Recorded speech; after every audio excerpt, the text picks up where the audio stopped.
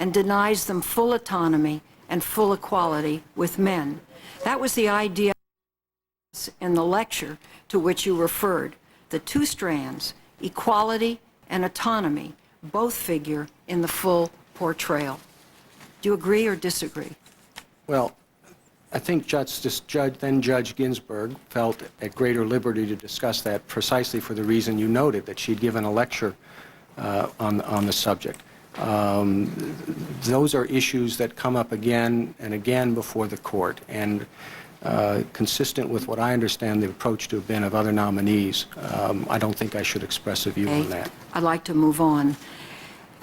In Bray, you argued on behalf of the government as Deputy Solicitor General that the right to have an abortion is not specific to one gender.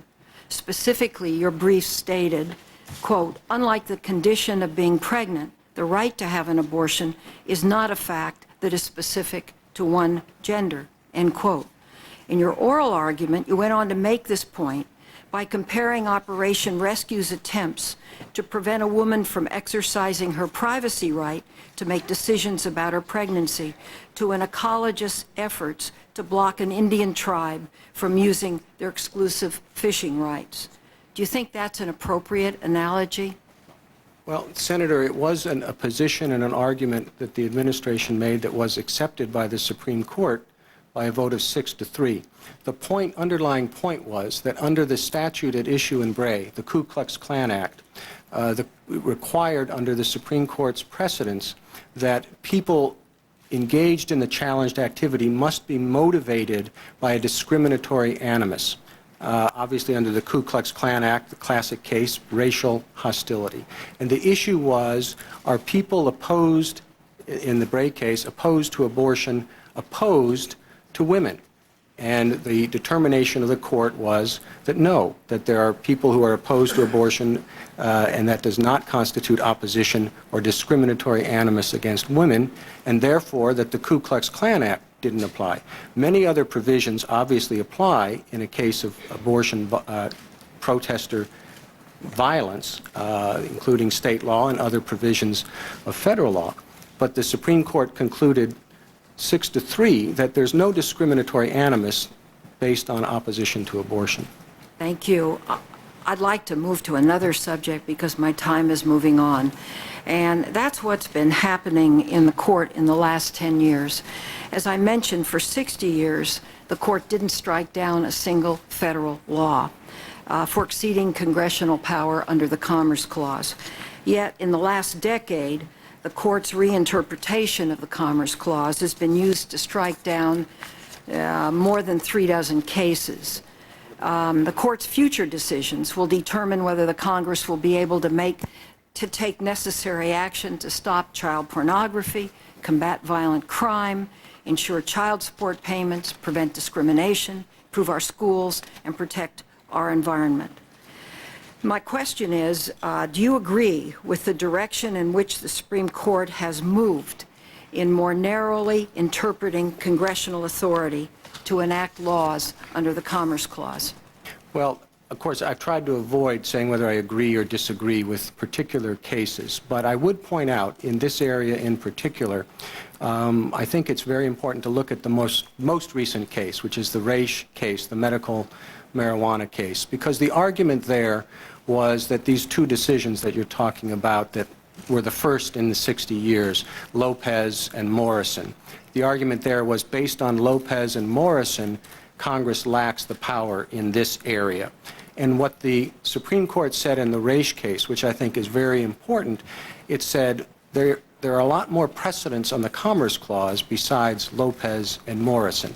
And the appropriate way to regard those is two decisions in a more than 200-year sweep of decisions in which the Supreme Court has given extremely broad, it's recognized extremely broad authority on Congress's part, going all the way back to Gibbons versus Ogden and Chief Justice John Marshall, when those Commerce Clause decisions were important in binding the nation together as a single commercial unit. So, without commenting on whether particular decisions are correct or not, I do think it's important to recognize that the court itself, in its most recent decision, has said you need to focus on the broad sweep and not just on those two decisions.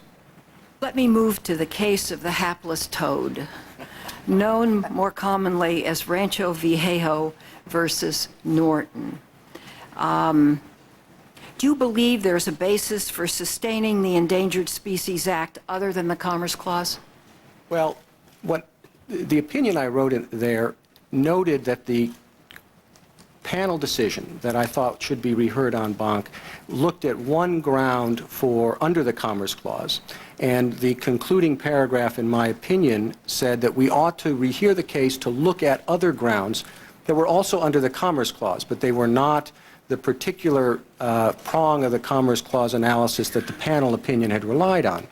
And the reason was that, as I explained in the opinion, another circuit court had suggested pointedly that the approach in the panel opinion was inconsistent with the Supreme Court. And I thought if there was another basis for sustaining the Endangered Species Act that was not inconsistent in the view of another circuit court, that we ought to look at that and try to do it. It really reflects a restrained and minimalist approach.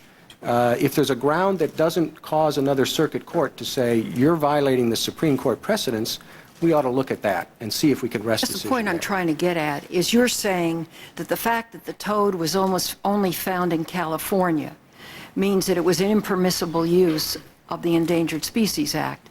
Well, then that raises a question. What if the toad strays across the border?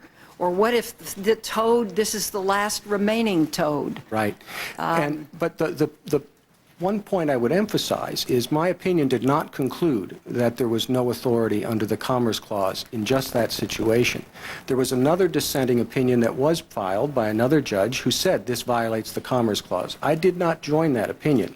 I wrote separately to say that we should hear this en banc with all the judges because there are other ways of sustaining this act that don't implicate the concern that has caused the other circuit to question our approach, that had caused the dissenting judge to conclude there was no authority. And I thought we ought to look at those other grounds, because if we could sustain it without implicating that objection, that would be better all around. I did not take the position that it was outside the scope of the Commerce Clause. It was a question of which ground under the Commerce Clause we ought to look at. Because there's a great deal of concern as to what this then means for the implication for all environmental law, the Clean Water Act, the Clean Air Act. But if I understand you correctly, what you're saying is that you do not believe that the Commerce Clause should prohibit legislation in this area. Is that correct? I have not had occasion to decide that. I did not decide it in the Rancho Viejo case. One of the other judges did, and I did not join that opinion.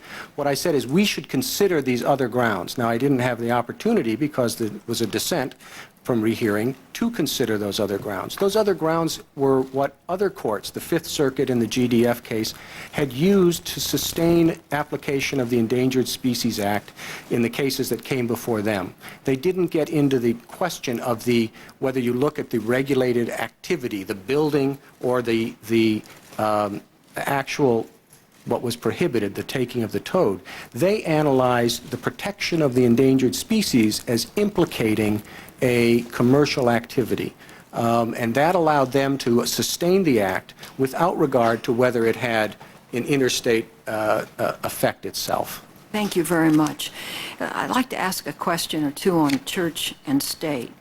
You know, I mentioned in my opening statement that for centuries people have been persecuted for their religious beliefs, and our country grows more diverse every day, and tensions among different beliefs have grown. I really believe that there's a brilliance in what the founding fathers did in drafting the First Amendment, and how it protected an individual's right to practice their belief, whatever it may be, but also protect against using religion against individuals by prohibiting the government from becoming and/or imposing religion. In 1960, there was much debate about President John F. Kennedy's faith and what role Catholicism would play in his administration. At that time, he pledged to address the issues of conscience out of a focus on the national interest, not out of adherence to the dictates of one's religion. And he even said, "I believe in an America where the separation of church and state is absolute." My question is, do you?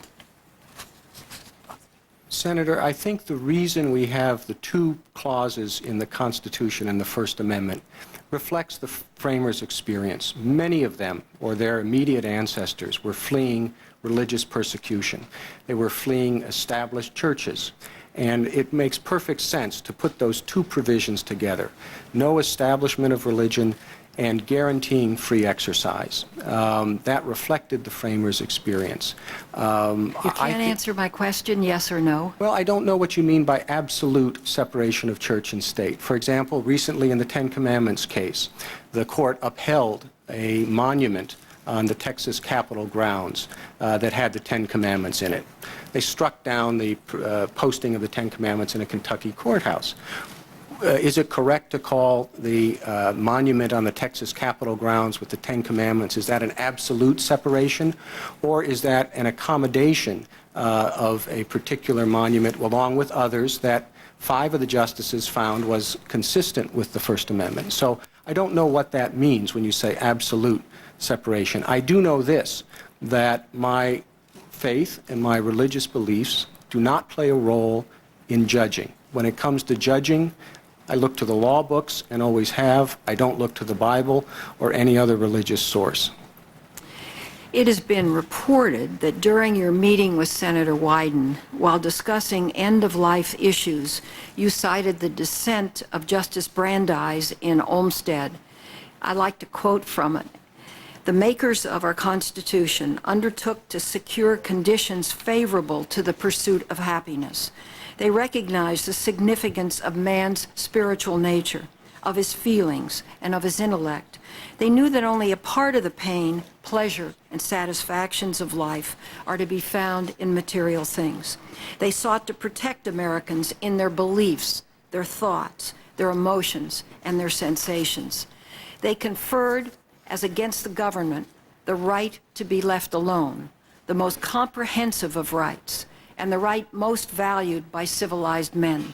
To protect that right, every unjustifiable intrusion by the government upon the privacy of the individual, whatever the means employed, must be deemed a violation of the Fourth Amendment." Do you agree with Justice Brandeis? I agree with his expression that it's a basic right to be left alone. I think that animating principle is a very important one. With regard to particular restrictions, he was talking about wiretapping, or I forget how the interception actually at issue there. I don't think it's appropriate to comment on. But as a general statement of the principle, and it reflects just a basic understanding that it's a free country, and the right to be left alone is one of our basic rights. I do agree with that. I do think the implication of what you said to Senator Wyden, and I've discussed this with him, was that one has the right to make their end-of-life decision. Well, that's an issue that is before the court in particular cases, and I can't comment on a case that's coming before the court. If I am confirmed, I would have to confront that case with an open mind in light of the arguments presented, in light of the precedents of the court, and the litigants in those cases are entitled to have judges that haven't expressed views on that particular case. Well, let me ask you this question then. In an interview on PBS after the court ruled in Washington v. Glucksberg, a case involving a state statute that banned assisted suicide, you said, "I think it's important not to have too narrow a view of protecting personal rights." What did you mean by that?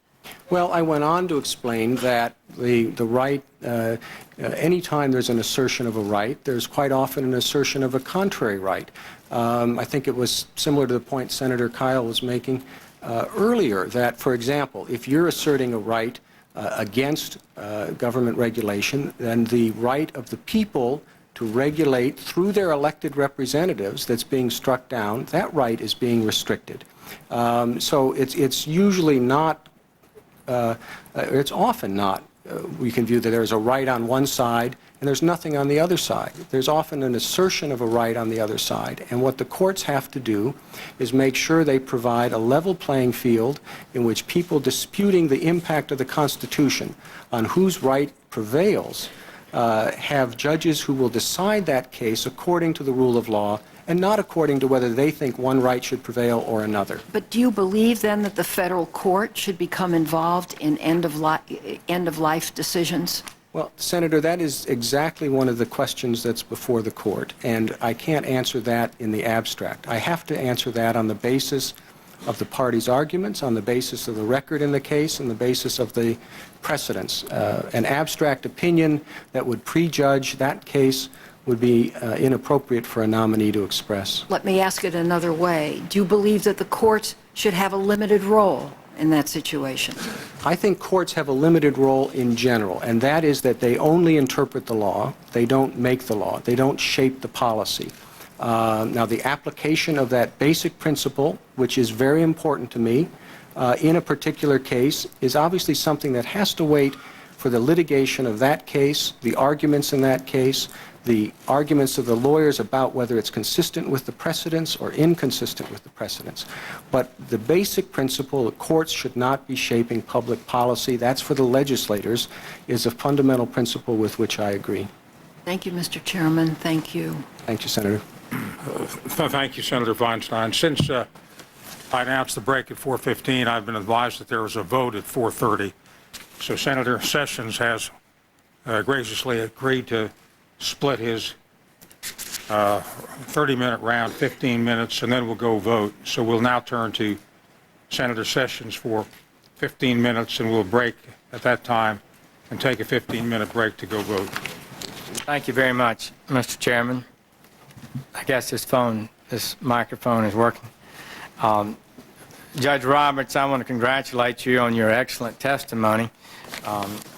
You have validated the President's confidence in you. Many people said President Bush obviously looked around and finally decided to choose the best. And I think you've proven that correctly. The ABA has rated you unanimously, American Bar Association, in their formal rating process, unanimously rated you well qualified, the highest possible rating that they give. And they have quite a number of lawyers that vote on that, so to get a unanimous vote is not that frequent. And for a higher office, they have a higher standard. And I think that's particularly worthwhile that you receive that recognition. I note that some of our legal professional journals have given you remarkable accolades. The American Lawyer in 2004 wrote that you were, quote, one of the Supreme Court's finest practitioners. And the Legal Times said, quote, you are one of the top appellate lawyers of your generation. And the Legal Times also said that you are, quote, viewed by many as the best Supreme Court advocate in private law firm practice.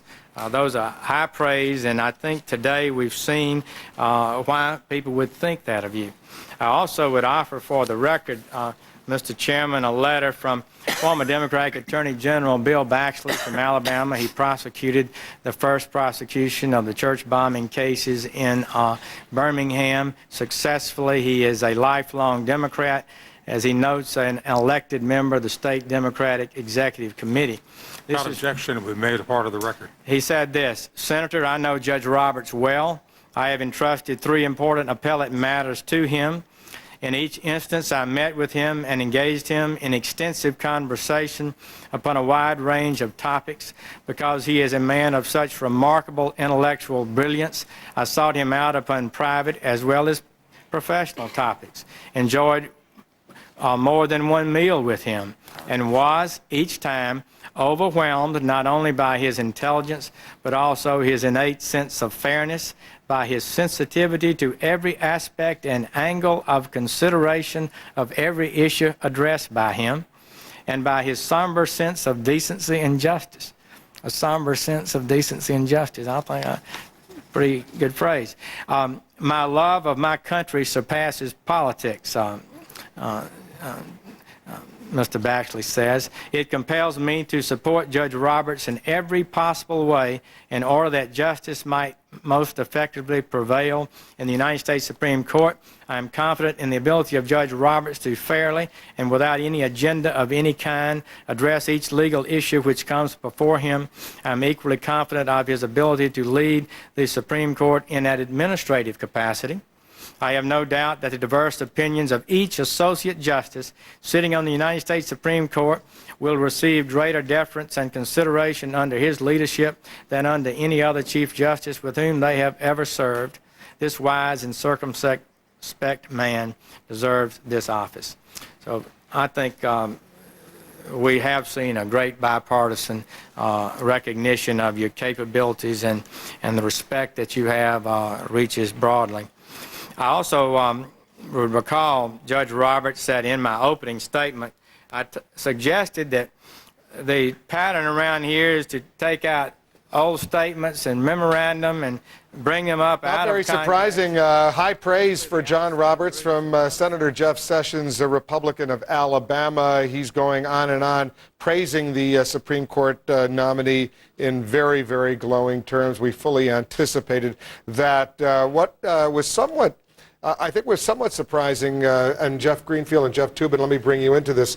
During the course of Dianne Feinstein's 30 minutes of questioning, I don't think we learned a whole lot more about where Judge Roberts stands on Roe versus Wade, abortion rights for women, but he did go a little bit further in explaining his own Catholic views and the lack of involvement, if you will. He says, my faith does not play a role in his judicial beliefs. And earlier, in response to questions from Arlen Specter, he basically said, like John F. Kennedy, he was not going to allow his Catholic faith to dictate his politics, if you will. There had been some concern from folks on the conservative side of things that some of Roberts' critics or questioners might probe too deeply into this question of Catholic faith, and I think not only did Roberts answer that quickly and effectively, but clearly he raised that in a way that Dianne Feinstein didn't, because they're not asking that question, because I think there's a politically there's a problem with that. We should also compliment Senator Feinstein. She actually asked questions. Probably ask more questions in 30 minutes than anybody else. Jeff, hold on to that thought, because we have to take a quick commercial break, but we'll have plenty of time to discuss what we've learned so far. Much more of our coverage coming up. Also, we're going to check in to see what's happening in the state of emergency, the aftermath of Hurricane Katrina. There have been some important developments today. Our coverage continues right after this. Thinking of an MBA? Join us on the World MBA Tour, coming to a city near you. Register now at topmba.com. Shopping for a new home? Did you know that in the time it takes you to drive to just one house, you could visit 100 without leaving your home? Coldwell Banker Barbara Sue Seal Properties introduces a better way to shop. Find your new home on TV or online, anytime. Hundreds and hundreds of dream homes are now just a click away. On Channel 15 or at cbseal.com. Coldwell Banker Barbara Sue Seal Properties. Discover the joy of home shopping from home. I'm not what you would call a do-it-yourselfer. Like that time with my new HD TV. Thankfully, to get high-def programming from Comcast, I didn't have to install anything myself. One call and they did the rest. Now I get all these great HD channels, HD TV on demand, even an HD DVR, all without buying any expensive equipment. They really saved me from myself. That's HD made easy. Comcast. Get an exclusive rebate from Comcast when you buy a Panasonic HD TV from .com. These days, who can you trust? Lou Dobbs tonight. CNN tonight, 6 Eastern.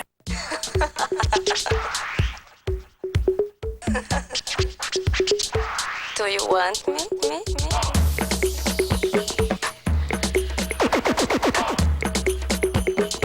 Do you want me? Listen up! 2 hot deals! Get them now! At Best Buy! Come and get me.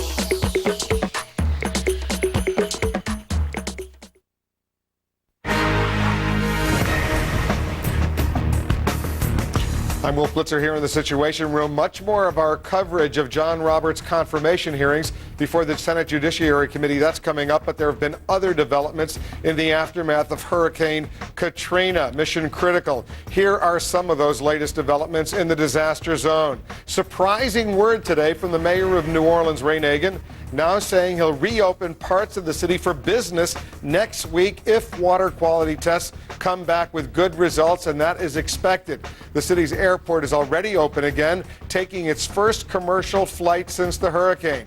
The Northwest Airlines plane flew in from Memphis with about 30 people on board, including FEMA workers and government health officials. And the Port of New Orleans also poised to reopen. That's good news. It's expecting the arrival today of the first cargo ship since Katrina hit more than 2 weeks ago. 3 more ships expected this week.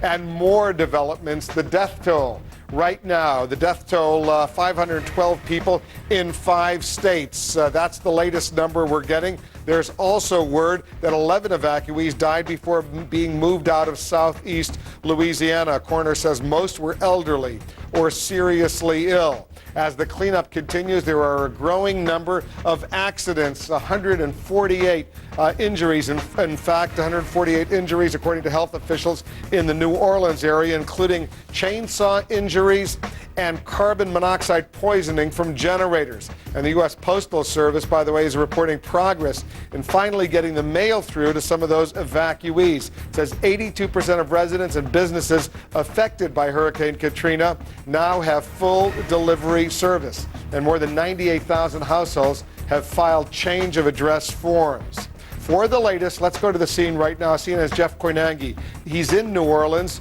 Jeff, first of all, tell our viewers where exactly you are right now. That's right, Wolf. It looks like I'm in the middle of a war zone, doesn't it, Wolf? Well, I'm in the place called the 7th Ward. I'll tell you exactly where I am because I found a street sign right here. We're on North Pryor Avenue, and that's between Esplanade in front of me and Kerlech behind me. Now, Wolf, if you look at this scene right here, what is wrong with this picture? Well, for one, look at that speedboat behind me. Right in the middle of a dry street, a speedboat. What does this tell you? It tells you at some point during this disaster, the water was so high that speedboat was maneuvering its way through these neighborhoods. Right now it's dry and you can see it does resemble a disaster zone. Garbage everywhere and it's smelly, it's stinky. There's a danger of disease right here. Cars over there that were submerged for many days. A lot of these houses are definitely going to be condemned because the water was so high. A lot of optimism in the city right now. In fact, not too long ago, you mentioned New Orleans Mayor Ray Nagin held a press conference expressing a lot of optimism in the coming days. Let's listen to this. If the report, the verbal report that I got from the EPA stands up, we will be set within the next couple of days to open up a couple of key areas of the city for full access. Algiers, Central Business District, French Quarter, and Uptown. Wolf, the mayor there being a little optimistic. You know we need power, we need water, we need sanitation to be taken care of. In places like the 7th Ward where we are right now, it doesn't look that that's going to happen anytime soon. Any indications of disease erupting? This has been, as you know, Jeff, and as so many of our viewers know, a huge concern, and you point out the filth where you are, the toxic nature potentially of some of the areas that had been underwater. I think the good thing is, Wolf, they've moved a lot of medical personnel in the area. So anytime anyone complains of any kind of irritation or any kind of symptoms, they're attended to immediately. And that's fantastic to see. Otherwise, it would be a very big problem if that wasn't the case. You can just imagine a place like this where I'm standing. There's so much filth. Let me take a little walk around because you have to see this. There's scenes like this everywhere. There's so much stagnant water, like in this bin right there. That's terrible stuff. And all over, garbage everywhere. Mice running around, snakes, all kinds of vermins. So you can just imagine if this is not taken care of in the coming days, it's going to be a major, major problem. That's why the mayor and other city officials, yes, they may sound optimistic, but if people are to return to these homes right here, first of all, will they be allowed to come back because of the threat of disease? And two, will they be able to go back to their homes because a lot of these homes will be condemned, Wolf? Are there any people in that neighborhood where you are right now, Jeff? we actually found a couple, Wolf. Surprising enough, we found two down the block there. We'll probably go and see if they're still around. But for the most part, Wolf, this is a ghost town. This could be a street in Monrovia, say, or Freetown, Sierra Leone, where a rebel invasion has just passed through. I've felt like I've been in this scene before somewhere. The only difference is there's a boat right in the middle of the street there, Wolf. All right, Jeff Kornangi on the scene for us in parts of New Orleans. Jeff, thank you very much. There's some new tension developing apparently between state officials in Louisiana and FEMA, the Federal Emergency Management Agency, over the recovery of bodies in the wake of the disaster. CNN's Mary Snow is now on the scene for us in Baton Rouge. She has details. What's going on, Mary? Well, Wolf, that tension was turned up today by the Louisiana Governor, Kathleen Blanco. She was at a photo opportunity, so she did not field questions, but she lashed out at FEMA over recovery efforts, saying that they were not moving quickly enough. At issue is a contract with a private company hired by FEMA.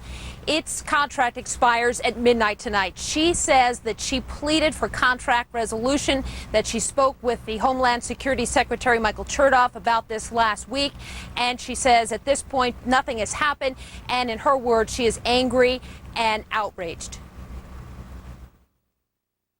In recent days, I have spoken with FEMA officials and administration officials to convey my absolute frustration regarding the lack of urgency and the lack of respect involving the recovery of our people whose lives were lost as a result of Hurricane Katrina.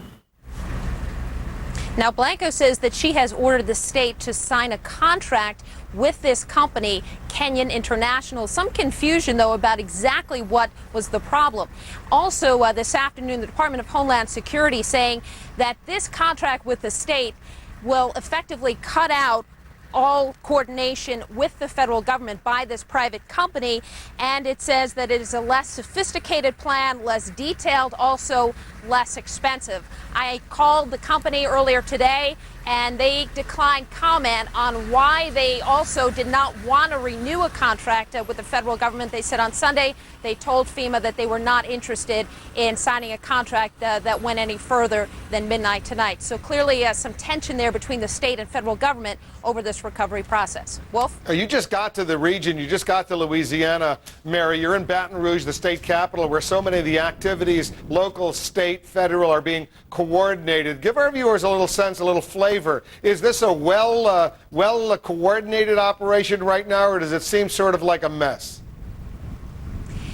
Well, the governor met today with state officials and giving them tasks. One of the things that happened today is that she waived an order for medical personnel coming into the state. What's been happening is that doctors and medical personnel have been coming in to try to help out with relief efforts. Some of them expressed frustration that they had to wait around and get a license in Louisiana. Today, the government in Louisiana waived that. So that is one thing that was announced today, and also allowing veterinarians. These are things that have been we've been talking about now for so long, and there was action on today. She met with these officials today, giving them tasks on what needs to be accomplished. And clearly, though, when you see the recovery efforts that she was talking about today, you get the sense that there is still some confusion about exactly what roles the government is playing on both the state and federal level, and the tension herein. Another big topic here, Wolf, that you've been reporting on this, so with CNN, is that yesterday the Attorney General had said that he was looking into the deaths that have been reported on at St. Rita's nursing home. There were 34 bodies discovered there. The Attorney General had said yesterday that he was moving quickly on this and expected to make an announcement within the next 24 to 48 hours on whether or not criminal charges may be filed against the owners of that nursing home, this to see if they violated state laws and regulations in terms of their evacuation plan. All right, we're now in the third week of this recovery. Mary Snow reporting for us from Baton Rouge. We've also been closely following the fate of Katrina's youngest victims, separated from their parents after the storm. This is a heartbreaking story. Our Brian Todd is back at the National Center for Missing and Exploited Children. That's just outside of the nation's capital here in Washington. What's the latest there, Brian? Wolf, we're in the middle of the 9th day of this operation behind me. This is called the Katrina Missing Persons Hotline. It started on Monday the 5th. And the news from here is that once again, the numbers of missing children reported from the National Center for Missing and Exploited Children has gone up. It has gone up every day since we have come here last Thursday. The number now stands at 1,878 children reported missing. That's about 125 more than the center reported yesterday. There are some successes. I'll get to those in a moment. One of the kids still reported missing. They were chasing a lead on this young man last night. 7-year-old Calvin Hayes. He's from New Orleans. He was last seen September 4th in the Astrodome with a teacher who had temporary custody of him. Officials here at the center tell us they had a lead last night that he was at the Austin Convention Center shelter in Austin, Texas. They were chasing that lead last night. Just checked back with them this afternoon. He's not there. They're still looking for 7-year-old Calvin Hayes. There are successes, however. 552 children have been recovered, largely due to the efforts of these folks back here. These are all former law enforcement officials donating their time. They're working around the clock, 16 hours a day. A couple of the success stories we were just told about. We were highlighting these 2 children who were missing. Alfred Frazier, no date of birth known, and his sister, Maisha Frazier. They and their grandmother were last known to have been evacuated from the Gentilly area of New Orleans. We were told just moments ago these 2 young children have been recovered. They were found at the Cajun Dome in Lafayette, Louisiana. Also just recovered, and we were told this just moments ago, Patrick Sullivan. He is 8 years old. He was last known to be with his grandparents in New Orleans. Officials here told me just moments ago he has been found with relatives in West Virginia. But the numbers still keep going up. Why? Well, officials here tell me that it's for a number of reasons. They have to cross-reference numbers of recovered in some areas with numbers reported missing in others. And a big problem in keeping track of these children is that people are moving around a great deal. They're moving from shelters to foster homes. Children are being taken to foster homes and private homes for care. They're under supervision, many of them, but some of them just turn up missing from some of the major shelters. So there is confusion on the ground. They have teams on the ground trying to keep up with this situation, but they are playing catch-up in a lot of instances. And they do ask that you call this number if you have any information on missing children, 1-888-544-5475, or you can go to www.missingkids.com. Wolf? All right, Brian Todd reporting for us. Thank you very much, Brian Todd, on the scene for us there. We're just getting this in from Louisiana state officials. The official death toll now in the state of Louisiana since Hurricane Katrina struck, 423 deaths, 423 people now confirmed dead. That number going up, but so far at least it's nowhere near the estimated 10,000 that had been feared only a week or so ago. 423 confirmed dead now in Louisiana. There's another storm brewing off the eastern coast of the United States. We'll have the latest on that. Jack Cafferty will be back with his email question, your response. We're also standing by to go back to the John Roberts confirmation hearings. Much more of our special coverage. You're in the Situation Room.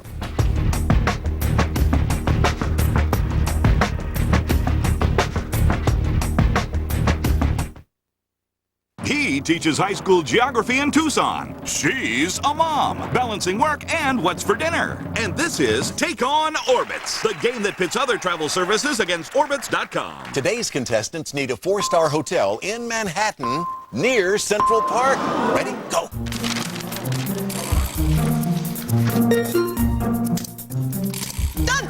That new Orbitz neighborhood matrix makes it easy to find the right hotel. Next time, Orbitz. Look, anyone can try out, but not just anyone can make it. Freeze, man! Fair! You better get that label straight. I don't tolerate imperfections. Why'd you replace that beer, Smith? Because Miller Lite has great taste. Yes, sir. You see, with great taste comes great responsibility. Tell me those aren't socks and sandals, Klein. A beer with character deserves a man with character. We have to reflect that. Can you tell the difference between these pet medications? They're the same brand, but this medication costs a lot less and is delivered right to my door. That's the 1-800-PET-MEDS difference. Great savings, fast service, free shipping. Order now. Only Pure has a 3-stage filter for clean, refreshing water.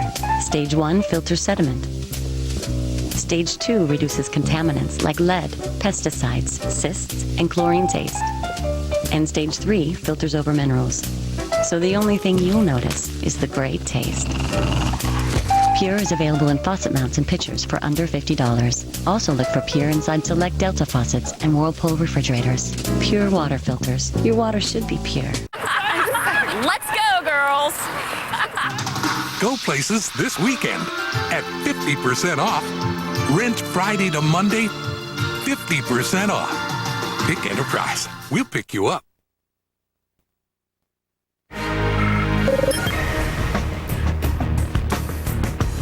We're going to go back to the John Roberts confirmation hearings before the Senate Judiciary Committee shortly. We'll watch that for you, but we're continuing to take a look at some other stories we're watching, including the aftermath of Hurricane Katrina. It's like it's like a visitor everyone's expecting, but no one wants to see. I'm referring not to Hurricane Katrina right now, but to Tropical Storm Ophelia. It's an unsteady storm that strengthened and weakened and spun in very different directions. Now many are wondering if Ophelia will make landfall, and if it does, when and where.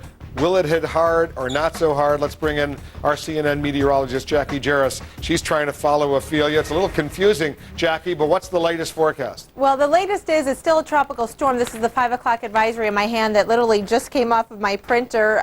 Still a tropical storm, 70-mile-per-hour winds, but it is showing some signs on satellite imagery that it may be trying to get a little bit stronger. You can see the center of the storm starting to tighten up a little bit and some good outflow. That kind of helps ventilate the storm and helps it to grow. So we may see this get a little stronger later on tonight or into tomorrow and possibly become a hurricane once again. It's over open water, so that's going to help it to strengthen also. But there is one inhibiting factor, and that's that there's a lot of dry air across much of the eastern U.S., and that has been wrapping into the storm, and that's why it's been weakening. So those two things have been kind of fighting each other, Wolf, and that's a lot of the reason why we've been going from hurricane to tropical storm and back and forth.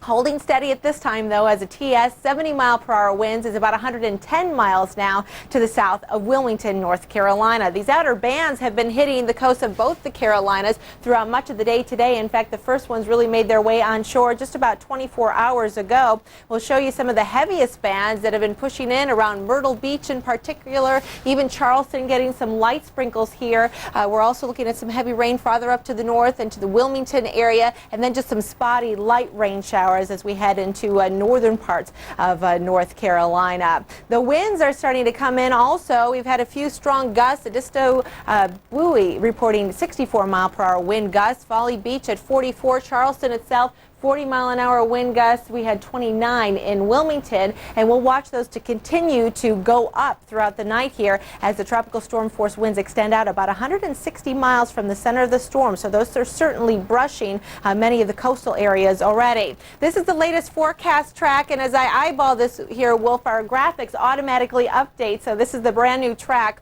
And you can see it looks like it has shifted ever so slightly off to the east. Before that skinny red line was a little closer towards Cape Fear. And so that's indicative of that shortwave trough we've been talking about to help pick this up and start to kind of curve it back away from the shoreline. But still looks like at least it's going to be brushing the outer banks. So the timing looks about the same sometime on Wednesday afternoon. But again, keep in mind a little bit of a margin, a little room for error here. We still don't want to rule out Myrtle Beach or Wilmington, but looks a little bit more likely closer towards Wilmington or maybe even towards Morehead City. And I just want to remind our viewers, Jackie, and you can elaborate on this, the difference between a 70-mile-per-hour tropical storm and a 74-mile-per-hour hurricane Category 1 is a difference without a distinction. Yeah, there's very little difference between the two, exactly, 4 miles per hour. All right, so that's not really much. People have to be worried about that. Even a hurricane Category 1 or a high tropical storm, that can cause some serious problems. Absolutely. That can certainly get some big branches off of trees, cause some widely spread power outage throughout the region. Also storm surge on the range of maybe 6 to 8 feet. So that's certainly nothing to sneeze at. All right, Jackie, thanks very much. We're getting some new video coming in. We'll show it to you. Video over New Orleans. Our helicopter that's been following all of these activities, seeing another helicopter in the area. This is New Orleans, at least some of the outskirts of New Orleans. You can see, you can clearly see if you're watching carefully, some of these areas starting to dry out. Originally, about 80% of the city was underwater. Yesterday, the mayor suggested it was about 50% of the city. It's less than that now because a lot of those pumping stations are finally beginning to work. We see a lot of down power lines and a lot of down trees. And as Jeff Quinangi reported a little while ago, some of these buildings, some of these homes, some of these areas, these structures were underwater and might be condemned because they simply will be no longer safe. This LifeNet helicopter is hovering over an area. We're going to watch it a little bit and see where it goes, if it's going to make a landing and if it's got some specific mission underway. It's about to touch down. We'll watch this LifeNet helicopter. We'll see if it does touch down. As we continue to keep this video up, let's bring in CNN's Ali Velshi. He's watching all of this together with us. What are you picking up, Ali? Remarkable increase in activity, Wolf, with respect to the rebuilding, the things that are going on in and around New Orleans and the Gulf region. We have seen with the emptying of the water out of New Orleans, or at least that process starting, we've seen so many things happen so fast. So while on one side we're discovering more and more tragedy, what we are seeing is more improvement. Some businesses are starting to go in. Markets today took a big dive, Wolf, mainly because some numbers had come in from August in terms of inflation, and obviously those increase in gas and oil prices have started to hit the economy. But we talked to Interior Secretary Gail Norton the other day. Well, she was saying today that she thinks that Hurricane Katrina did less damage to underwater pipelines than did Hurricane Ivan a year ago, although this hurricane did more damage to on-land buildings and facilities. We do know that the Port of New Orleans is set to open up again tomorrow on a limited basis. We also know that 90% of offshore oil and gas production should be back online, according to the Department of Energy and the Department of Interior, by the end of September. So we are seeing some improvements. We are seeing infrastructure coming back online. Norfolk Southern, the number 4 railroad, says it's opened its bridge over Lake Pontchartrain. That, of course, you're seeing in that shot the water coming out back into Lake Pontchartrain, and that is helping New Orleans get back on its feet. It's helping the Gulf Coast get back on its feet, and we're looking at seeing some of this infrastructure come back online faster than the most dire predictions had looked at, Wolf. And we've seen cargo planes start arriving at New Orleans International Airport, Louis Armstrong International Airport, and we're also expecting regular commercial flights to start landing and taking off in the next few days as well. But what should be good news for airlines isn't necessarily, Wolf. We are right now standing by for two possible bankruptcy filings from commercial airlines. Delta, it's been strongly believed that this week may file for bankruptcy after not being able to get things together in the face of labor disputes and the price of oil. And Northwest, we've been following that strike for a while. There is at least one report out that Northwest is preparing a bankruptcy filing that may come as early as tomorrow. So some people will start to see more planes flying. If you're in New Orleans and in other parts of the country, you may see less, Wolf. And we're going to continue to watch this video, this LifeNet helicopter flying over New Orleans. The good news, Ali, as you can see and as our viewers can see, a large part of New Orleans now dried out. Yep. And when we saw those earlier pictures, the water emerging from the city, those pumps clearly working right now. And the mayor suggesting in a few more weeks, most of that city will be dried out completely, although it's unclear the toxic nature, how long it will take to become habitable for people to start coming back to their homes and trying to reconstruct their lives. That's going to be a major concern, but the good news is people are starting to get in on a limited basis to parts of New Orleans and around the city to be able to go in, assess their own damage. If they have businesses, to start to look at what's been damaged, what needs to be fixed. We've been talking to some of the major companies like FedEx, Home Depot, UPS to talk about what they are doing to be able to get businesses and residents back on their feet. So it'll be an incremental process. It won't be one day that it opens up. It started to open up slowly, and as every day that we see a little less water on the ground there, we see more progress. All right, we'll continue to watch this LifeNet helicopter, see if it's heading someplace specific. Ali, thank you very much. Earlier today, President Bush spoke out as well as at a news conference with the Iraqi president and said he takes full responsibility for any of the mistakes that were made. We're going to get an update on what the president said, what his plans are. He's also planning on addressing the nation Thursday night, 9 p.m. Eastern from New Orleans.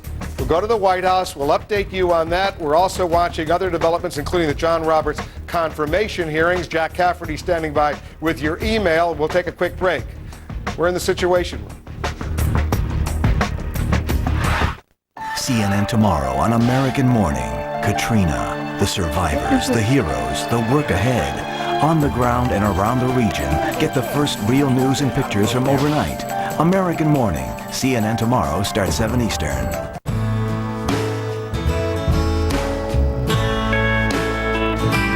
For all the extra hours you dedicate to your students, we think you deserve some extra credit. TIAA-CREF, serving the retirement needs of those in the academic, medical, cultural, and research fields. Visit us online to find out how we can serve you. TIAA-CREF, financial services for the greater good. They say he's a newsman on a mission. He gives both sides a fair shot. These days, who can you trust? Lou Dobbs tonight. CNN Tonight, 6 Eastern. Congregation Kesser Israel Synagogue is the last vestige of the vibrant South Portland Jewish neighborhood. We're raffling tickets to win this beautiful 1966 Mustang Fastback stored at Matthews Memory Lane. This car could be yours. Tickets are $100 each, and only 500 will be sold for this fundraiser. Call or visit us online for ticket information. Let Empire Glass replace your cracked windshield, and we'll give you 24 free dinners to Sherry's Restaurants, where you'll enjoy great food and delicious pies all day, every day. And we offer free mobile service to your home or office. So for the highest quality windshields and 24 free dinners to Sherry's, call Empire Glass today at 503-251-9881. And remember, when you think glass, think Empire.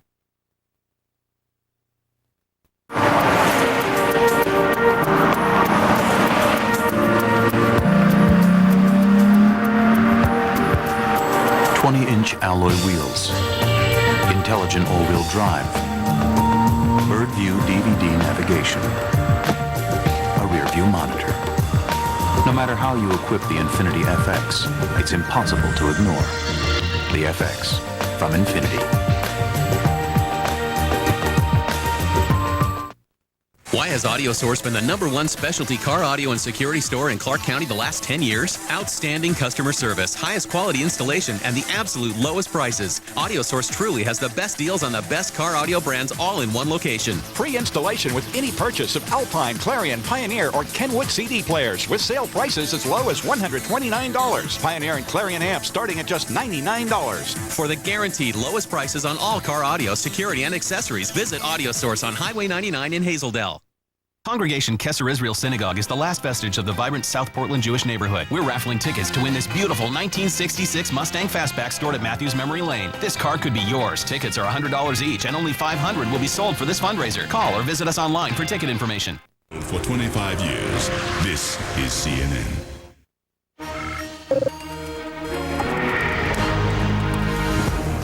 We're watching a lot of stories here in the Situation Room today. More now on the Chief Justice nominee, John Roberts, his confirmation hearings continuing before the Senate Judiciary Committee. Jack Cafferty, among others, watching what's going on. Jack, what do you got on your agenda right now?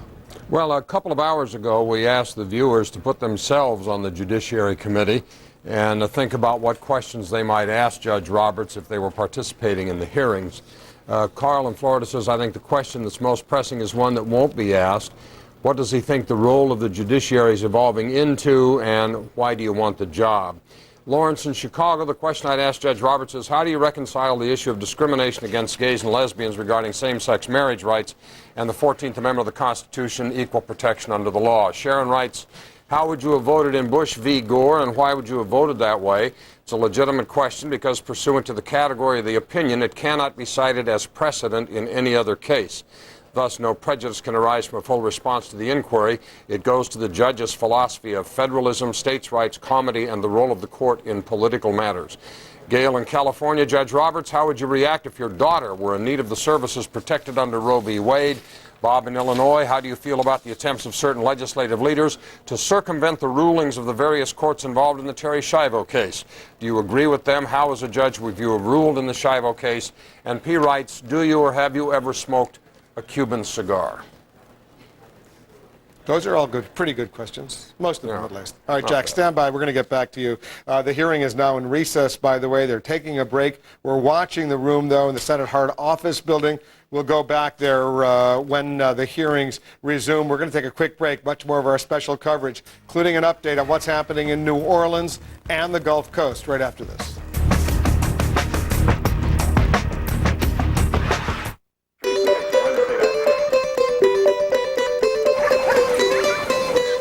there's an even better way to care for your nest egg. Objective financial advice.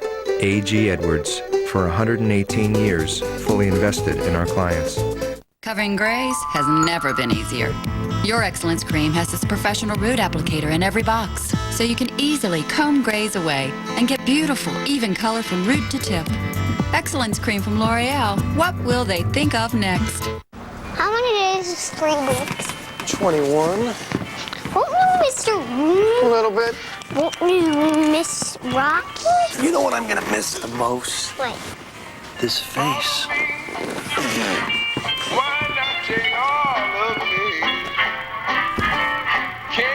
Mr. Buckley, welcome to Residence Inn. Residence Inn. All suites with all the comforts. It's time for the lending industry to change. That's why eLoan has consultants who don't make money based on the rate of the loan and has no lender fees. Those are some of the revolutionary ways we're changing the lending industry. eLoan. Radically simple.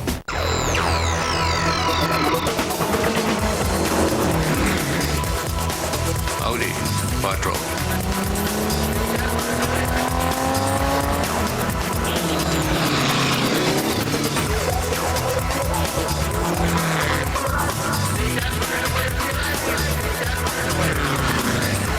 Feel 25 years of Quattro all-wheel drive in the Audi A4. Take a test drive today.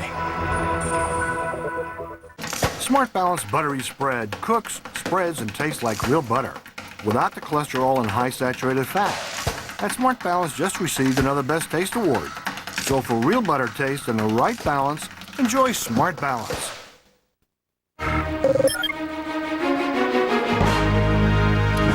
Lots of developments happening in the aftermath of Hurricane Katrina. We're standing by. The Attorney General of Louisiana may be making a statement on whether to file criminal charges against individuals that may have been responsible for the deaths of a couple dozen people found in a nursing home. We'll go there. We'll bring that to you once it happens. More now on our other important story. John Roberts. He's the first Supreme Court nominee of the internet age, and our internet reporters Abby Detton and Jackie Schechter are following the situation online. Abby, pick up the story. What are you picking up? Yeah, lots of online real-time coverage, Wolf, on the internet from bloggers, and it seems like lots of people are trying to get into the idea of live blogging these hearings, letting people know what's going on. Traditional news outlets, the WashingtonPost.com has a great live blog going on that's going question by question, covering the hearings at their site at the campaign for the Supreme Court.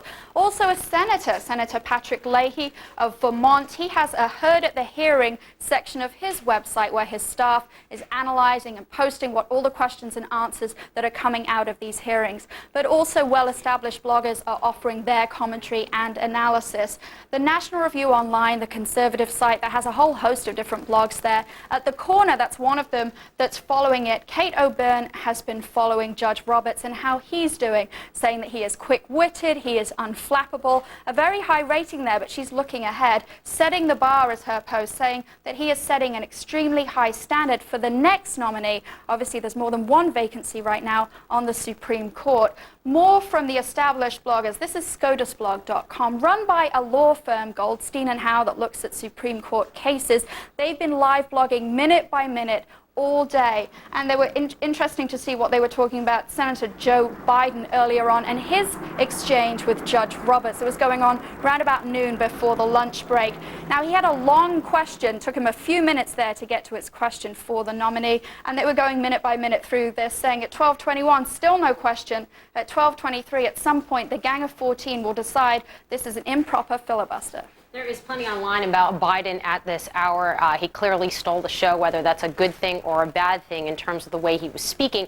Plenty of commentary online from the left and the right. We start over at the right at confirmthem.com talking about Biden. So much for civility and so much for dignity. The state of the Senate was on display, and the poster child was Joe Biden. Also at blogsforbush.com, who's been live blogging. This is Matt Margolis.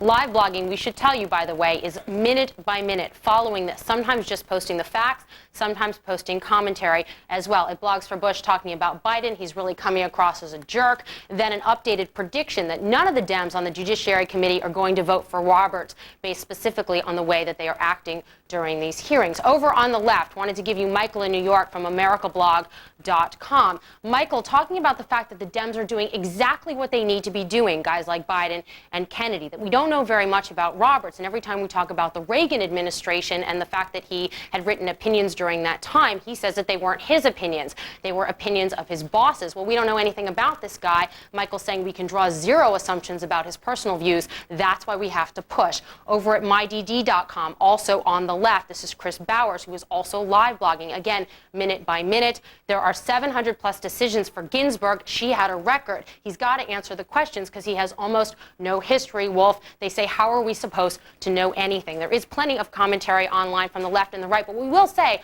not as much as we expected today. They are still very much talking about the aftermath of Katrina, and they are still very much talking about President Bush. Thanks very much, guys. Very interesting. It's just the top of the hour now. We're standing by. The hearings expected to resume. They're taking a little break right now. The Senate Judiciary Committee, John Roberts taking a break himself. He's been answering questions basically with the exception of a 1-hour lunch break or so, a little bit more than an hour, since 9:30 a.m. 9:30 a.m. Eastern. We're watching also other developments, including the aftermath of Hurricane Katrina. But let's go up to Capitol Hill right now. Joe Johns, our congressional correspondent, is standing by. Update our viewers who may just be coming home, turning on the TV, want a little fill on what has happened so far in these confirmation hearings, Joe. Well, we've had an interesting day. It's gone, Wolf, just about the way you would expect. John Roberts in the hot seat, taking questions from Democrats and Republicans. Quite predictably, he has said that he supports the notion of stare decisis, or that is settled precedent in the law. He's also said, importantly to some folks, that he does believe there is a constitutionally protected right to privacy. Of course, that's come up again and again here on Capitol Hill, in part because back in 1981, he wrote a memo while he was working over at the White House questioning the right to privacy, some said. He said clearly, in his view, there is. Now, what does that mean? People are debating that out in the hallways right now during this break. And one of the key questions, of course, has been whether the right to privacy means there's a right necessarily to an abortion. Of course, people are taking different views. The critics of Roberts saying he hasn't gone far enough, he hasn't been clear. They say he's avoided question after question, particularly on the area of abortion. There are others who say he's going only as far as he can go. Of course, those are the people who would be his supporters here on Capitol Hill, suggesting he can't say too much because, presuming he does get to the Supreme Court, he may have to face this question in the law when it comes to the court. And they're saying he needs to stand down and not answer those questions. That's basically the story here. He's taking questions a variety of different ways, and he'll be taking some more before the session ends. It's going to go well into the night tonight, and then tomorrow they'll do it all over again. Joe Johns reporting for us.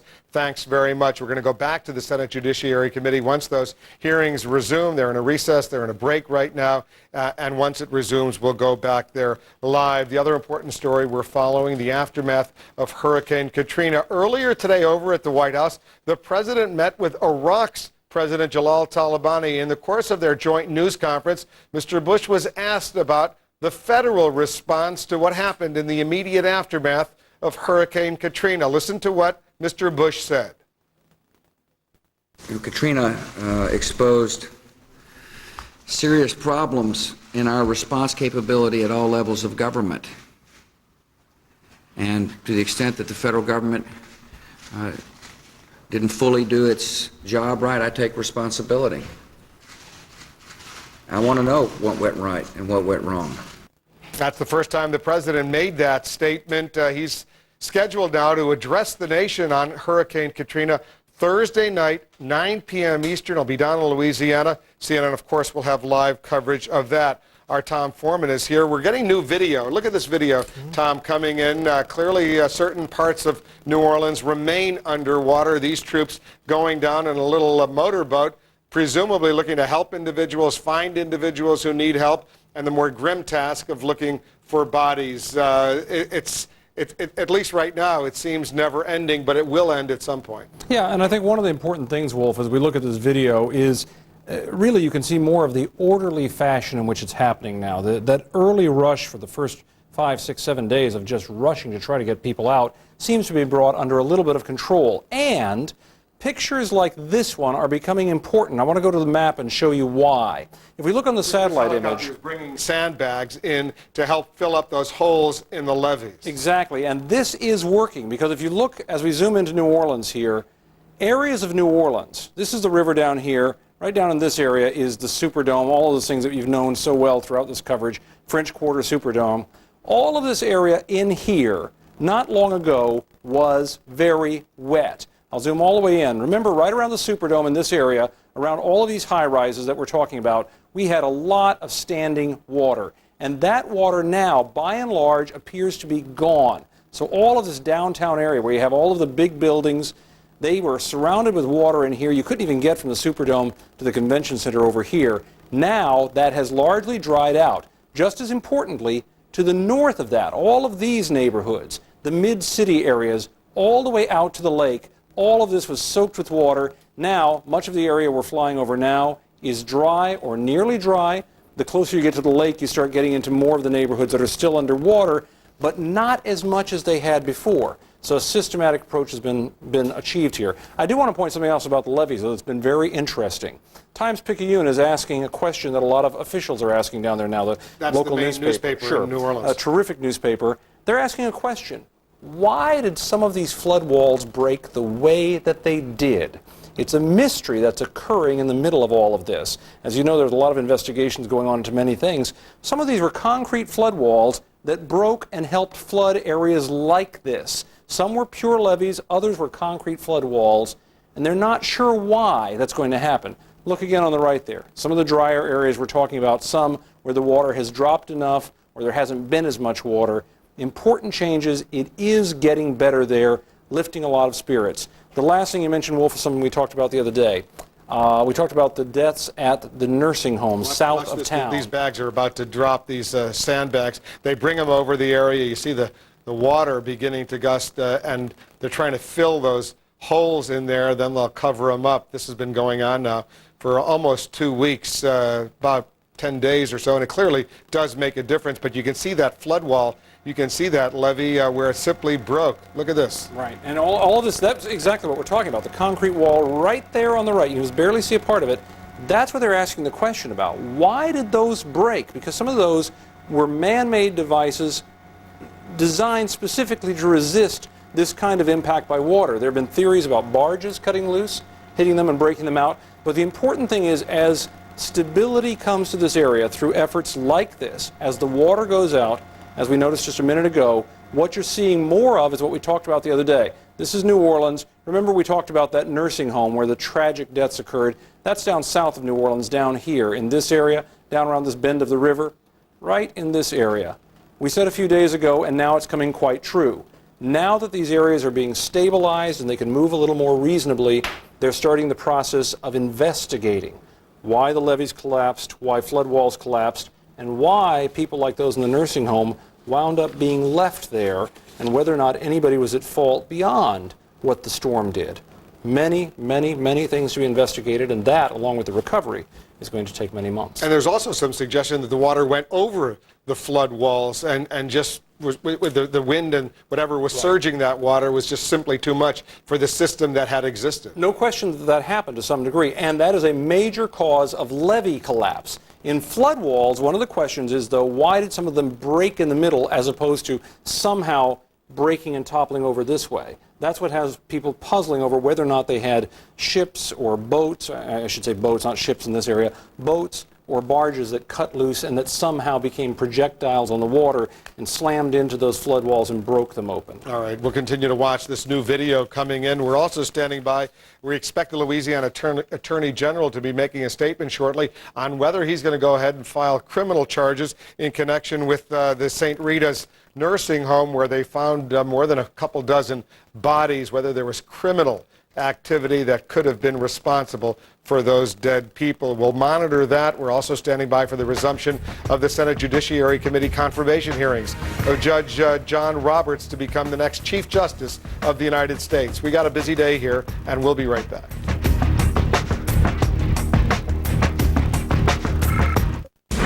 Looking for a mortgage lender who really knows how to win your business? Right now, we're offering a $49 flat fee fixed rate second mortgage. Get on the Ditech Home Equity Fast Track today. Log on to ditech.com or call 1-800-DITECH-1. That ought to do it. Oh, you're going international, huh? That's the plan. All right. See you tomorrow. Hey, Frank, little help. Here you go, guys. Hey, ragazzi! Hey, Franco, che aiuti? Ci vediamo. Ciao Franco. Ciao. Ecco i pacchi dall'America. Sì, lavoriamo con l'estero, eh? Ti ringrazio. Complimenti. Global shipping with a very familiar face. UPS, what can Brown do for you?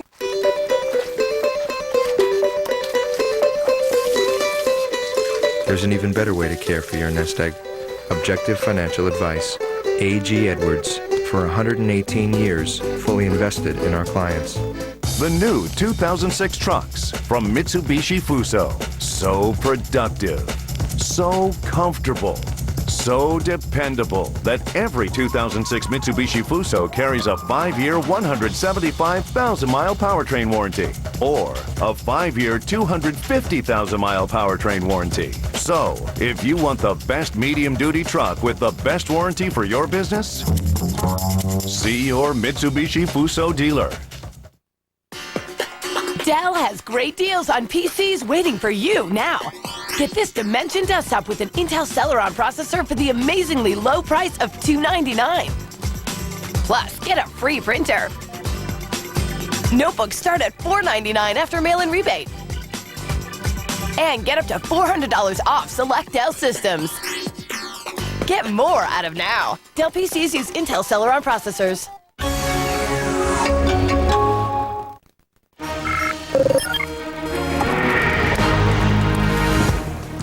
Welcome back. We're going to go back to the Senate Judiciary Committee. Once the hearings resume, Judge John Roberts' confirmation hearings as the Chief Justice of the United States. In the meantime, we're getting new video coming in from New Orleans, clearly showing large parts of the city remain underwater. On the other hand, we're also seeing large parts of the city having been dried out. The water pumps are working. And let's take a look at these pictures that we're seeing right now. You see these cars still stranded, Tom Foreman, as we watch these rescue workers on the scene. It's still a very, very sad situation. Yeah, it is. It's going to be amazing to find out in the end how many cars were lost in this, because a lot of people down there, particularly in recent years, there's been a greater trend toward building homes up a bit. So even people who got out with, say, one of their cars or something, had to leave another one outside their home may be okay, but their car may have gone underwater. There's some other interesting news that's very sad to hear. If we look at the satellite picture again, we've talked a lot about St. Bernard Parish. I want to remind everybody where that is. This is New Orleans proper, over here, with the French Quarter and the Superdome, all of that. But if you go into this area over here, this is getting into St. Bernard Parish, Chalmette, Araby, working class neighborhoods here. A levee broke right up in here, and a lot of water filled into this area, along with water coming in from Lake Bourne over here, and from Lake Pontchartrain up north here. It came in here, here, and here, and now we're getting word that an awful lot of the homes in St. Bernard are simply going to have to be bulldozed because they had so much damage to them, and clearly a lot of fatalities in that area. What is emerging very much is a tale of east side, west side in this. This is the east side of town with all this damage, but when you move over here, all the reports out of Metairie and Kenner, big suburbs out here, and out of Uptown, which is this area right in here, which is the old New Orleans part, and the French Quarter and downtown, limited damage there. That area will be bouncing back. A lot of people there are actually getting quite eager to go home now because they think it's about time they get back there, whereas folks in St. Bernard are going to have a much longer haul of it. We'll continue to watch these live pictures. You see these areas of New Orleans still remain underwater. About 40 or 50% of the city now estimated to be underwater. That's impressive given the fact that only a few days ago 80% of New Orleans was underwater. The latest official death toll in Louisiana that we're getting, Tom, is 423 deaths. That's a lot of people dead in Louisiana, but it's not close to the 10,000 that originally had been feared. This is the University of New Orleans lakefront campus that we're seeing right now. That's the picture. You're familiar with that university. You worked in New Orleans for several years. You know the area quite well. Maybe you can locate it on the map and show our viewers where that is. UNO is out right in this area. This is the lakefront of Lake Pontchartrain. UNO is located out there. Very popular campus with a lot of people. This, by the way, is one of the smaller airports. It was used for a lot of people flying small one-seater planes, also on the lakefront. This area was hit very, very hard. This is UNO right over here, the university we're looking at. Hit very, very hard. The University of New Orleans. Right, exactly. The University of New Orleans on the lakefront there. And UNO did strike a very good deal, as I understand it, up in Baton Rouge, where many of their professors, many of their students will be going up there. Yeah, this was a very going concern here. A lot of students there, a lot of adult students, as you would expect, people who wanted to go back and get extended degrees or more education who were in the workplace. So that's an important place to get back up and running again. And the damage there is, I'm told, not really insurmountable. They had several feet of water, but it's the kind of thing they can clean up and repair and get the campus up and running again. Not sure how soon they can do that. Although, among the schools that we have to be concerned about here is also Tulane and Loyola. They're in the uptown area. They were not hit real hard. That's this area of town over here. This is Audubon Park, which is the big park right there. Tulane and Loyola are right here uptown. Tulane is one of the biggest private employers in New Orleans, about 5,000 people working there. So the Tulane people are working very hard to get up and running again. And their students, of course, are scattered all over the place. But I talked to one just this weekend who said she'd been at Tulane 2 days, moved all of her stuff in, went away, hasn't been able to go back yet, but she's absolutely committed to saying the minute they say she can come back, she's going to rush right back down there and go to school. But based on everything I'm hearing, those universities, whether the University of New Orleans or Loyola or Tulane University, their students are just, by and large, trying to get into some other campuses in their hometowns. A lot of the kids, for example, in the Washington, D.C. area who were at Tulane are now studying at Georgetown or George Washington or American University, University of Maryland. I assume that's happening in so many other parts of the country as well. And many schools have extended terrific deals to these kids under the circumstances, you'd call them terrific, where they have said, come to our campus, you're not going to pay any extra fees, you're going to come to school here, you've suffered enough, we'll make it work in the meantime. Interestingly enough, some of the professors who were chased out of New Orleans have gone to other schools where they've also been taken in to teach courses, because the academic community all over this country realizes this is a big problem, and they'll try to help these people out and then see if it's next semester or the next semester before they can go back. Let's take a look at this new video that's coming in and see if we can get a better handle on what's going on. You see the flood water right there, and you see some rescue workers. It looks like they have some supplies in those little motorboats that they're trying to deal with some sort of situation. I don't know if you have a better handle on what you see in the middle of the screen there. You see an individual being carried on the back of a rescue worker. What do you sense is going on, Tom? I can't make much of what's going on here, but I'll tell you what matters to me about what's going on here. Look how low this water is. I mean, we're talking about areas in this town. We didn't see a whole lot of pictures not that long ago. We were seeing nothing but water that was 4, 5, 6, 7 feet deep. Now you're starting to see these pictures, which, frankly, when I lived in New Orleans, often you had just a big rainstorm, and if one of the pumps that surround the city for some reason gave out, you would see this kind of flooding. Not as wide as that, but you'd see some areas of flooding like this. So this is actually very encouraging stuff to people who live there. They've all said to me, every time we see those shots of the water pumping out, that's what excites them. And now, what are we hearing? A few weeks maybe before most of the town is dry. That's a big improvement over a week ago when we were still being told maybe 2 months. They have to still make a major decision, the authorities, federal, state, local, on the long-term fix for New Orleans. And just to remind our viewers, this is a city below sea level, and even if they start rebuilding the homes and getting the workers to come back to their offices, into their plants, they have to figure out how they're going to deal with potential floods down the road in case another hurricane makes its way across the Gulf of Mexico.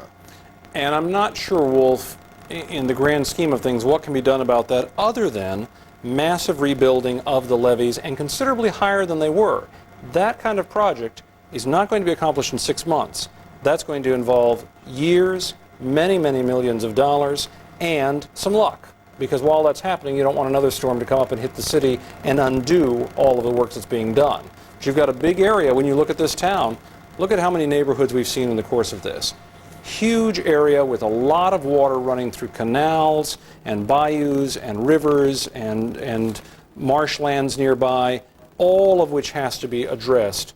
One of the problems in New Orleans East, one of the reasons flooding happened there is because the levees there were lower than they were elsewhere. All of that has to be built up. And let me just remind our viewers, we're also expecting the Louisiana Attorney General to make some sort of announcement pretty soon on what may have happened at St. Rita's nursing home. You're familiar with this story, Tom. Give our viewers a little background on what happened in the past few days there. What happened at St. Rita's, I'll show you once again where St. Rita's is. If you move down the river from New Orleans, this is the French Quarter, New Orleans, this whole area in here. If you move down the river from that, I'll see if I can sort of rotate us around here and just show us what we're talking about. If you go and move down this river, you can get to where St. Rita's is. This is New Orleans now, and I start moving this way, you'll see that St. Rita's is down around this bend further south of town. It's actually not terribly far from where the Belle Chase Naval Air Station is, right there, where they've been staging a lot of rescue operations. It's right down here, south of town. You can see from this angle how low this area is, how close Lake Bourne is, and look at all the marshland all around it here. All of that was coming up this way as the storm came in, and St. Rita's was right in this area right here. So you can see what it was surrounded by. The question being, why were more than 30 of the residents ultimately left there to fend for themselves? All signs are they did try to fend for themselves, tried to seal off the windows, seal off the doors, but you can't stop water like that. The water came in, apparently went all the way up to the ceiling, and those people died there. So the big question, the Attorney General and everybody else are asking down there, why in the end did those people stay? Did they stay because there really was no other way, or did they stay because somebody dropped the ball? Somebody who was supposed to get them out, supposed to look after them, did they not do their jobs? All right, stand by for a moment. We're getting a new update on Tropical Storm Ophelia right now. Jackie Jarris, our meteorologist, is just getting that information. What are we learning, Jackie? Well, it's been upgraded to a hurricane again, Wolf. This is Hurricane Ophelia now. The winds are around 75 miles per hour. The hurricane hunters flew into the storm and found a small area with surface winds around 75 miles per hour on the northwest side of the storm. So Ophelia is still not making up its mind. It is now a hurricane, 75 mile per hour winds. Wolf? All right, Jackie, thank you very much. It's going back and forth. Hurricane, tropical storm, now back to hurricane, 75 miles an hour. People in the Carolinas have to watch that very closely. We will as well. We're going to take another short break. Much more of our coverage. We're watching what's happening in the state of emergency, the aftermath of Hurricane Katrina. We're watching now Hurricane Ophelia as well. Also, the Senate Judiciary Committee resuming hearings, questioning of John Roberts to be the Chief Justice of the United States. We're here in the Situation Room watching all these stories. We'll be right back.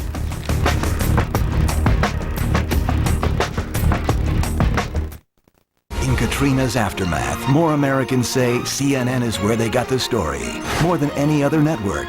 When it matters most, Americans trust CNN. Mom? Dad? How long should I wait for you? If I'm at soccer practice. What if something happens? Will you come get me? There's no reason not to have a plan in case of a terrorist attack. Should we go to the neighbor's house? And some extremely good reasons why you should. Can you tell me? Talk to your family about what you would do in case of an emergency. For more information, visit www.ready.gov. Comcast. Focused on community. React, respond, create and then move on. Stop viruses. Stop spyware. Stop paying extra. Because Comcast high-speed internet service includes McAfee pop-up blocker, antivirus, and parental controls, free. Comcast and McAfee. All you need to protect your privacy and your family. Call 1-888-COMCAST today. CNN Primetime. Paula's on now, tonight, 8 Eastern. All design begins with a single line. A line that challenges. A line that creates power or control or size. At Infinity, a line has been drawn. We're for puppies. A wet nose, a warm belly, and a wagging tail. And we're for helping them grow up healthy and strong.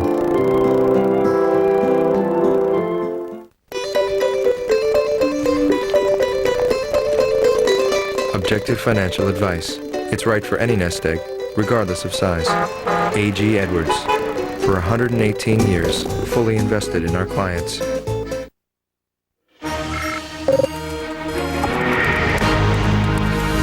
We're watching the hearings, the confirmation hearings of John Roberts to be the Chief Justice of the United States before the Senate Judiciary Committee. These hearings have been going on since 9:30 this morning. They're going to go on for several more hours today, then once again all day tomorrow. Let me start with Jeff Toobin, our senior legal analyst. Give us a few thoughts.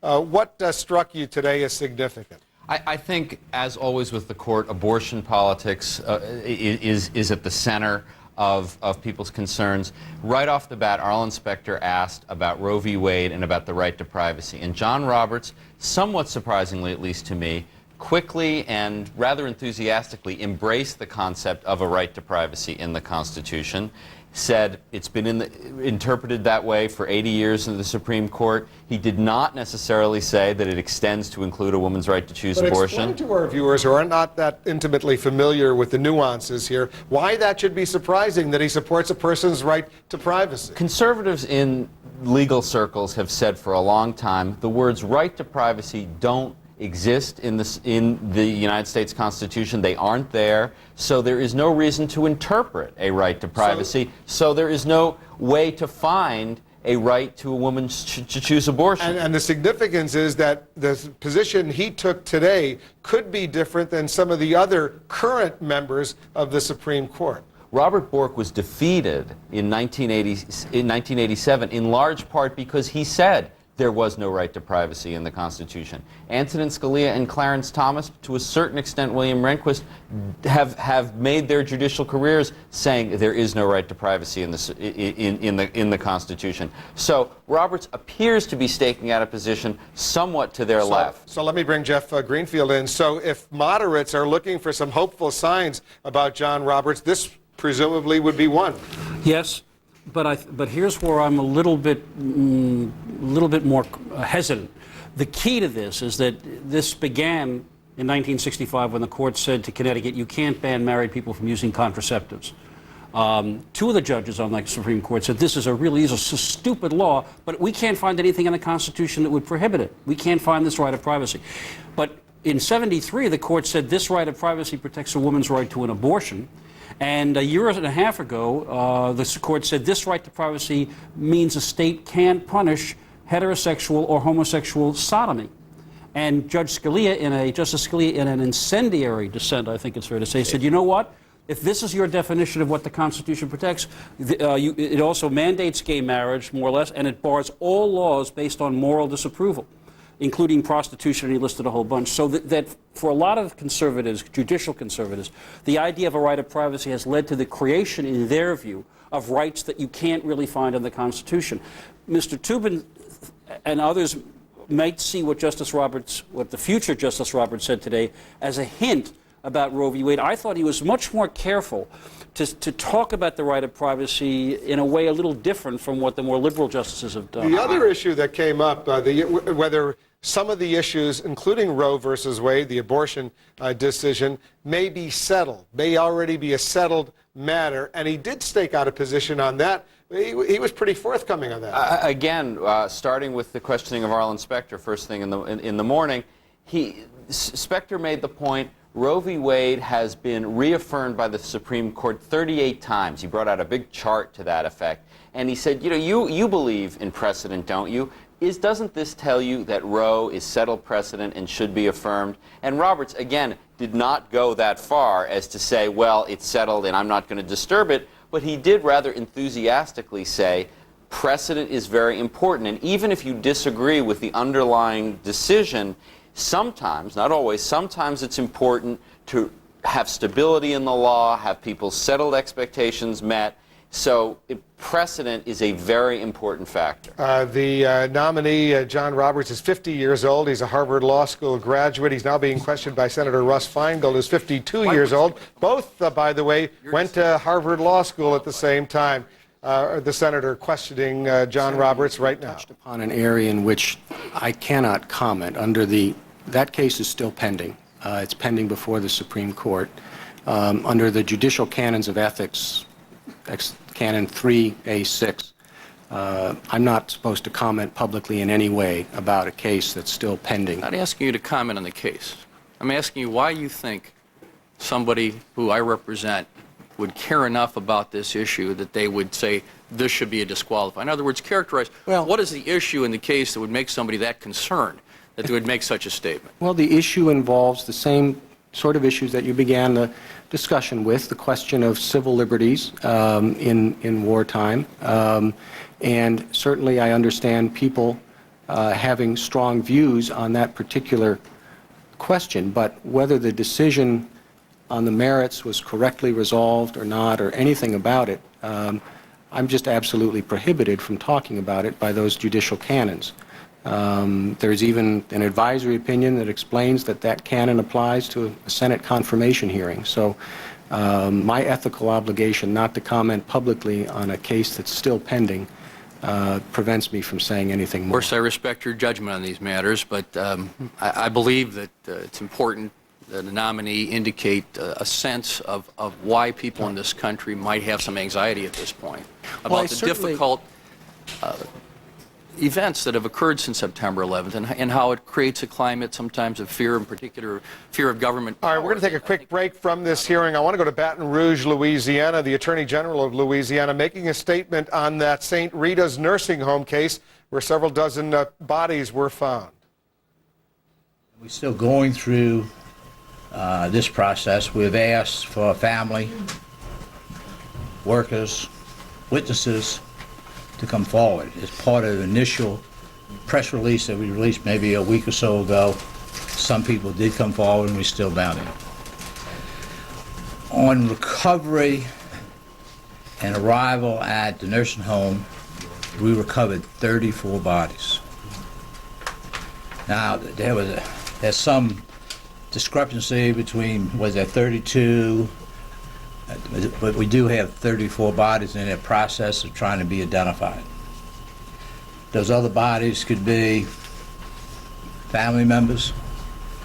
They could be someone took refuge. But if we know that a great majority of the nursing home patients were still there.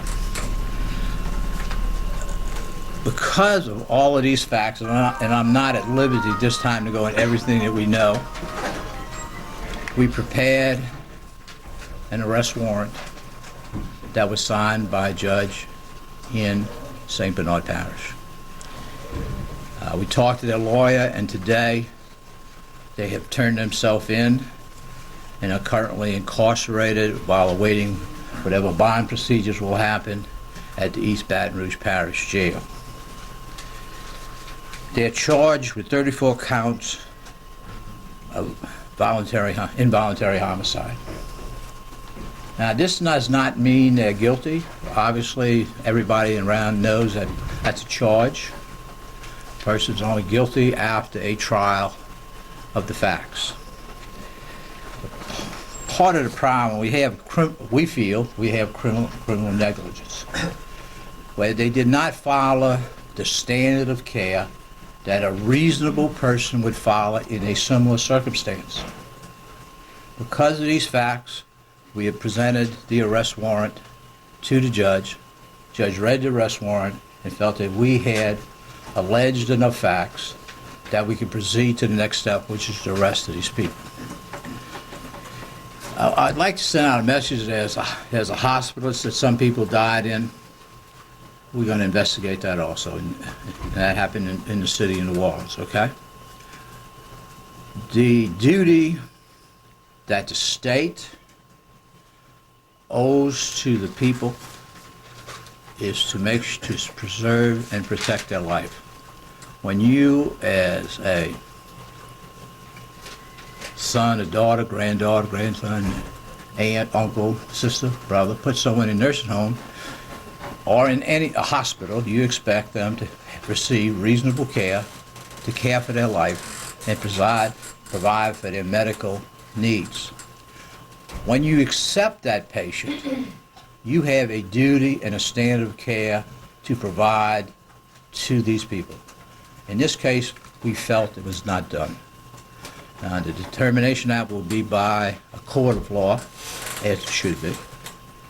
But it's also, I want to reemphasize a warning that we will investigate each and every one and will not hesitate, either civilly or criminally, to bring a prosecution or file a lawsuit to protect the interests of our senior citizens and those people that are not able to care for themselves, that need round-the-clock care. The pathetic thing is, in this case, once again, is that they were asked if they wanted to move them. They refused to move. They had a contract to move. They did not. They were warned repeatedly, both by the media and by the St. Bernard Parish emergency preparation people, that this storm was coming. In effect, they resulted, I think that their actions resulted in the death of these, their inactions resulted in the death of these people. I can't really answer too many questions because this case is in a trial phase, but I wanted you to know about it.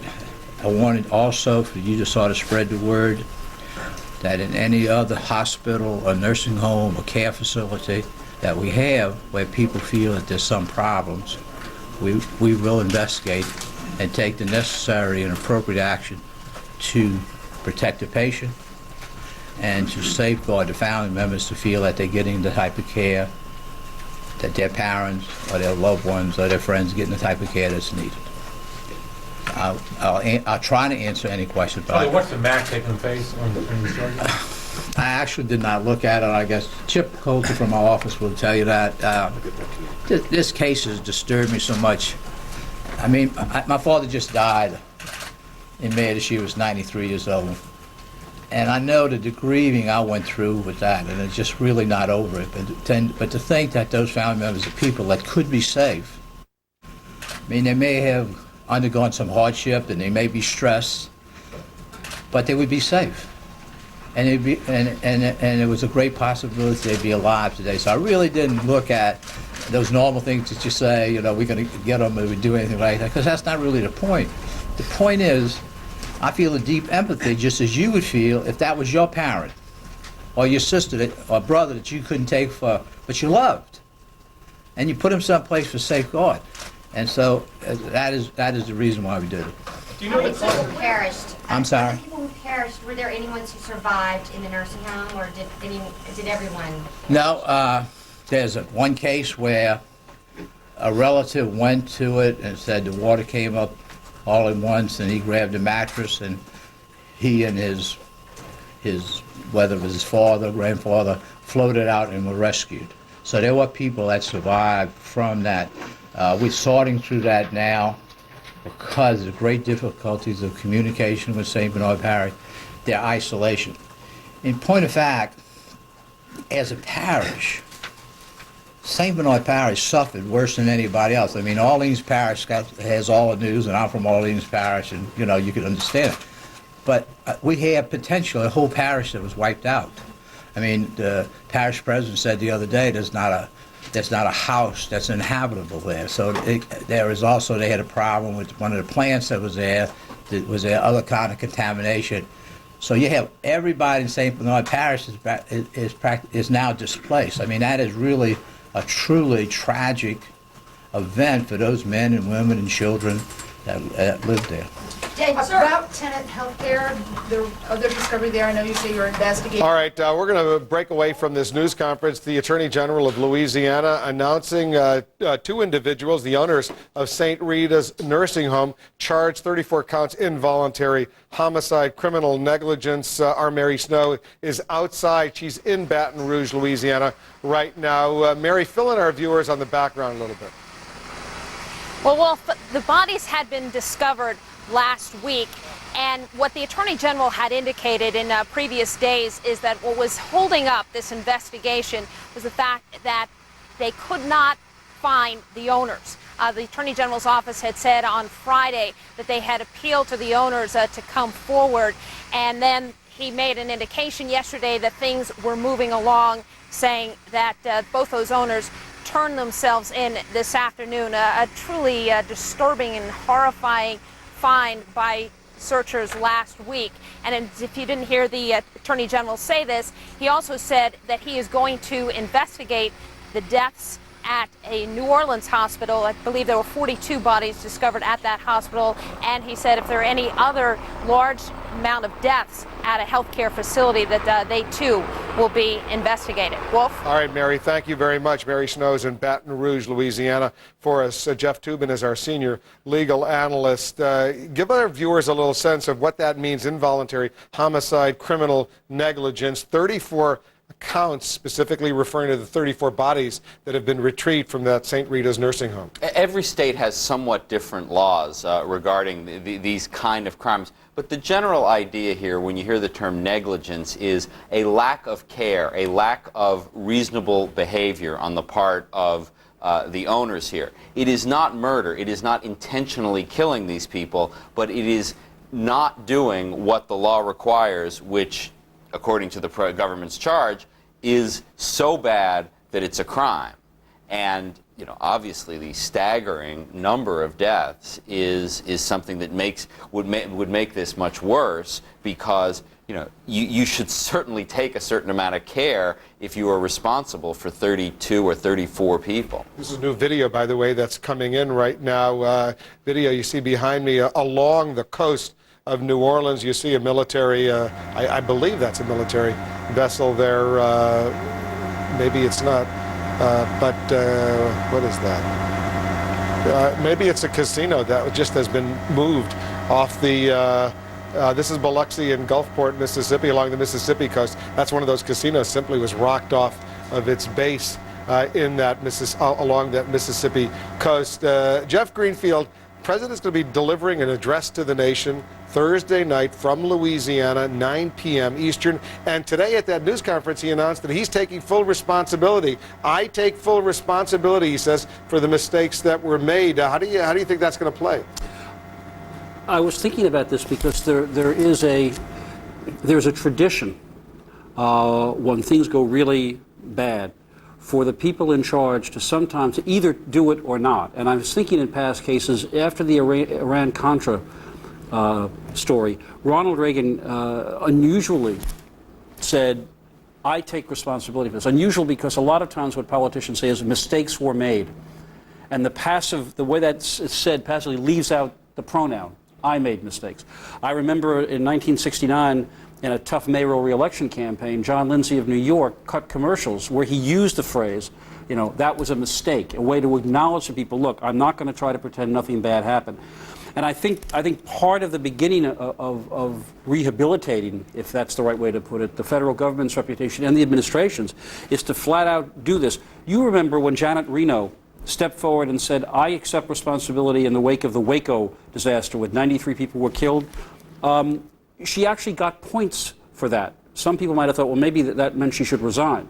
So the idea of somebody stepping up and taking responsibility is seen by a lot of people as an act of leadership, but Jeff, in this case, I think that's what happened. Jeff, is the president saying, I take responsibility, or is he saying, I made mistakes? He said, I take full responsibility for whatever went wrong. Now, it's true, he didn't say I made mistakes. It's in the same sense that John Kennedy, after the Bay of Pigs, although in that case it was his responsibility. But I think it's a kind of a demand, whether it's the media demand or the political community. They want to hear leaders, when something goes wrong, say, I'm not passing the buck. You remember the famous sign on Harry Truman's desk?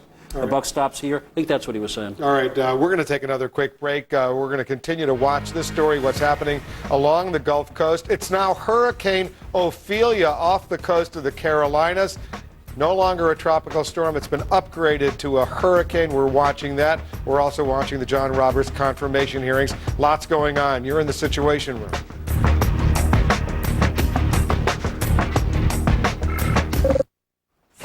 Have a good day.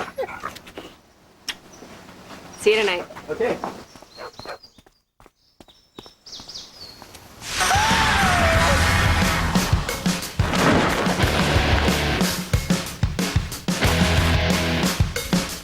Introducing the all-new Suzuki Grand Vitara.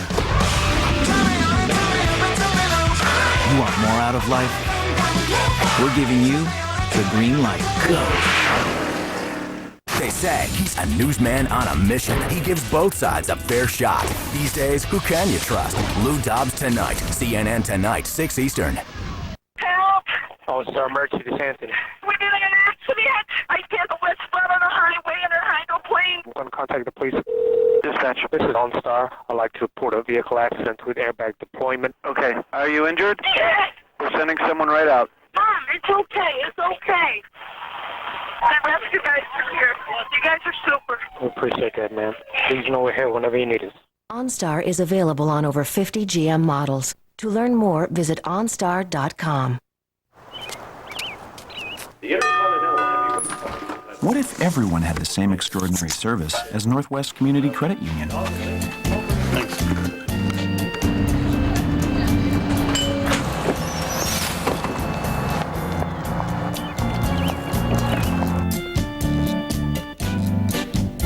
Northwest Community Credit Union, where you're more than welcome, and where the rates are as extraordinary as the service.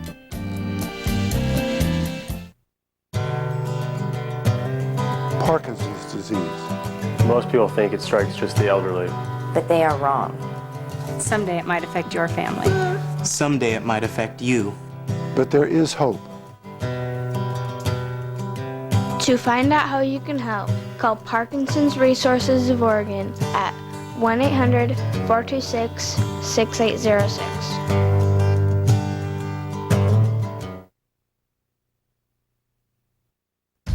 Shopping for a new home? Did you know that in the time it takes you to drive to just one house, you could visit 100 without leaving your home? Coldwell Banker Barbara Sue Seal Properties introduces a better way to shop. Find your new home on TV or online, anytime. Hundreds and hundreds of dream homes are now just a click away. On Channel 15 or at cbseal.com. Coldwell Banker Barbara Sue Seal Properties. Discover the joy of home shopping from home. CNN Primetime. Paula's on now, tonight, 8 Eastern.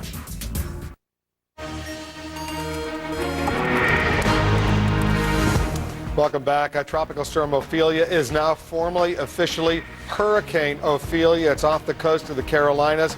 This is the latest update that we're getting from the National Hurricane Center in Miami. We got some live pictures I want to show our viewers.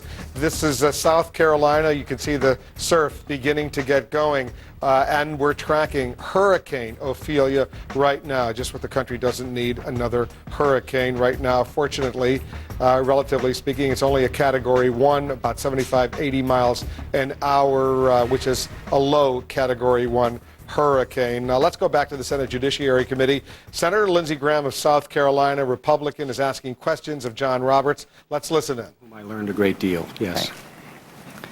So if I was trying to figure out who John Roberts is and a little bit about him, I'll ask this question. Write the legacy of Justice Rehnquist for a minute or two. What would you say if given that task? Well, you know, I think if you were able to ask him, he would talk about being a grandfather, being a father. I'm asking you, being not, a husband. I'm asking and you. But the important point is that those were important things in his life, and he appreciated the need to recognize that those are the most important things. With respect to the law, to which he devoted his professional life, I think a big part of the legacy that he leaves is a Supreme Court in which all of the members respected and admired him because of his fairness in administering the court and conducting the important responsibilities like managing the conference and assigning opinions. You can go back in history and look at what other Chief Justices did. Some were, in terms of that administrative responsibility, some were disasters. You look at Harlan Stone, his idea of running the conference, he said what he thought. Then the next senior justice said what he thought. Then Justice Stone critiqued that. then the next justice, and then Justice Stone critiqued that. And the result was the conferences went on for days, and everybody ended up hating each other. So he ran a good ship. I think we all agree with that, and his colleagues respected him whether they disagreed with him or not. But the basic question is, when you write about the legacy of a Supreme Court justice, you write more than about being a grandfather and more about running a tight ship, especially Chief Justice. Would you agree with the idea that from a conservative point of view, he was the gold standard? I think he was a very effective advocate on the bench for a view of the Constitution that is one of limited and separated powers. Do you share that view? I do. I think that now, I have to tell you that whether as a judge on the Court of Appeals or if I am confirmed on the Supreme Court, I will certainly be my own man, and there are... No one's doubting that. No one's doubting that you will not try to be fair. But the big theme, 30,000-foot view of you, is that when you look at Judge Roberts, you're looking at someone in the mold of a Rehnquist. Is that a fair assessment? Well, you know, I admire the late Chief Justice very much, and but I will have to insist that I will be my own man, and I hesitate to be put in anybody's mold. And I would certainly approach the cases according to the judicial philosophy that I have developed over the years. In many respects, it's similar to his in its recognition, I think, of the limited role that judges should have, sufficient and appropriate modesty and humility, a recognition that... The idea of a dramatic departure under your watch from the Rehnquist era is probably not going to happen. Is that true? Given my view of the role of a judge, which focuses on the appropriate modesty and humility, the notion of dramatic departures is not one that I would hold out much hope for. Now, I know people don't like being labeled, put me in that category, but I'm in a business where people label me all the time. And but I ask for it. I run for office. But we do tend in our business of politics to try to label people, particularly when we're talking about judges. When the President introduced you to the United States, to the people of the United States, he said you were a strict constructionist. Do you know what he meant by that and why he chose to use those words? Well, I'd hope what he meant by that is somebody who's going to be faithful to the text of the Constitution, to the intent of those who drafted it, while appreciating that sometimes the phrases they used, they were drafting a Constitution for the ages, to secure the blessings of liberty for their posterity. They were looking ahead, and so they often used phrases that they intended to have effect. Does that term make you feel uncomfortable? No. Right. Now, from a 30,000-foot view of things, it seems to be that we're going to have a referendum on the Reagan era here, which I welcome. I sort of enjoyed it. He won 49 states. He did pretty good. You were part of the Reagan era as a young lawyer. When I use the term Reagan Revolution, what does it mean to you? Well, it means to me generally a change in attitude. President Reagan always presented an optimistic view. He always told us that the best days of our country were ahead of us. And he reasserted basic fundamental truths in areas like foreign relations. We were going to stand up to the Soviet Union. We're proud of our system of government. That's the right approach, not the Soviet approach. And people who've come of age after the Berlin Wall has fallen sometimes don't understand what it meant at that time. When it comes to the law, what does the term Reagan Revolution mean to you? I think it means a belief that we should interpret the Constitution according to its terms, that judges don't shape policy, that judges interpret the law, and that legislators shape policy. The executive branch executes the law. Does it also mean that when you talk about affirmative action and you set up a quota system, that's not right? President Reagan's policy was opposed to quotas, which were much more rigid at the time. People need to appreciate 24 years ago the idea of a quota was a rigid set-aside. We now have the recent Supreme Court decisions talking about consideration of particular factors as one factor in an affirmative action program. President Reagan was in favor of affirmative action, and he was opposed to quotas. When it comes to voting rights, as I understand, and we've talked a lot about it, we probably know more than all of us ever dreamed we would know about the Voting Rights Act, that you are implementing a policy of President Reagan that wanted to pass the Voting Rights Act in its form that you received it. Is that correct? The proposal was to extend it for the longest period in history without change. And we've been through a long discourse about the effect and intent test. I think you've explained yourself very well that the Supreme Court in the Mobile case said the intent test applies to Section 2. Is that right? Section 2. But politics took over after that, didn't it? Because the effect test no longer, that's not the test. Isn't it some compromise between Senator Kennedy and Senator Dole? There was a compromise in the test under Section 2, which is articulated in a paragraph describing what the criteria are, and including a caution that this should not be read to promote proportional representation, which was some of the concern that the Attorney General and President Reagan had. So between Dole, Senator Kennedy, and President Reagan, a new test was called the totality of the circumstances? Yes. Now, when you said that you, Senator Kennedy said something I thought was very important, that courts should not stand in the way of elected officials who are trying to right wrongs. And the point I'm trying to make here is that you were picked by a conservative president because you have associated yourself with the conservative administrations in the past, advising conservative presidents about conservative policies. And there's another selection to be made, and you're going to get the same type person. And you can, I'm not even talking to you now. To expect anything else is just unfair. I didn't expect President Clinton to pick you. Not because you're not well qualified, not because you're a good person, just a different political, legal philosophy. Now that's what we're going to have to come to grips with here. Justice Scalia, do you consider him conservative? Yes. Do you think you're more conservative than he is?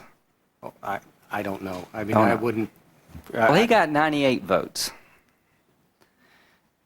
And I think you're conservative, but I think you're one of the great minds of our generation, of our time. And I'm dying to find out if you get any votes on the other side. Time will tell. All right, we're going to take a quick break. We'll continue to watch this hearing. We'll be right back. Kerr-McGee launched the world's first cell spar. But what you can see is only the tip of the technology. Because Red Hawk pierces a mile of deep water, plus 2 miles more into the seafloor, to recover America's energy for Americans. Energy that without Kerr-McGee's deep water solutions might forever belong to the deep. Nobody rules the deep water like the explorers of Kerr-McGee. It's time for the lending industry to change. That's why eLoan has consultants who don't make money based on the rate of the loan and has no lender fees. Those are some of the revolutionary ways we're changing the lending industry. eLoan. Radically simple. How many days is 3 weeks? 21. Won't you miss your room? A little bit. Won't you miss Rocky? You know what I'm gonna miss the most? What? This face.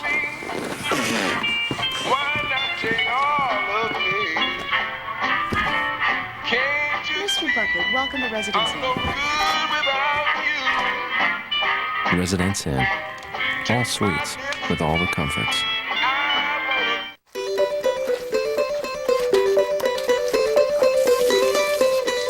There's an even better way to care for your nest egg. Objective financial advice. A.G. Edwards. For 118 years, fully invested in our clients. At Hyundai, we believe for all the ways we can help you survive an accident, we should provide just as many to help you avoid one. The all-new 2006 Sonata, the only mid-size sedan with electronic stability control and 6 airbags standard. It's a Hyundai like you've never seen before.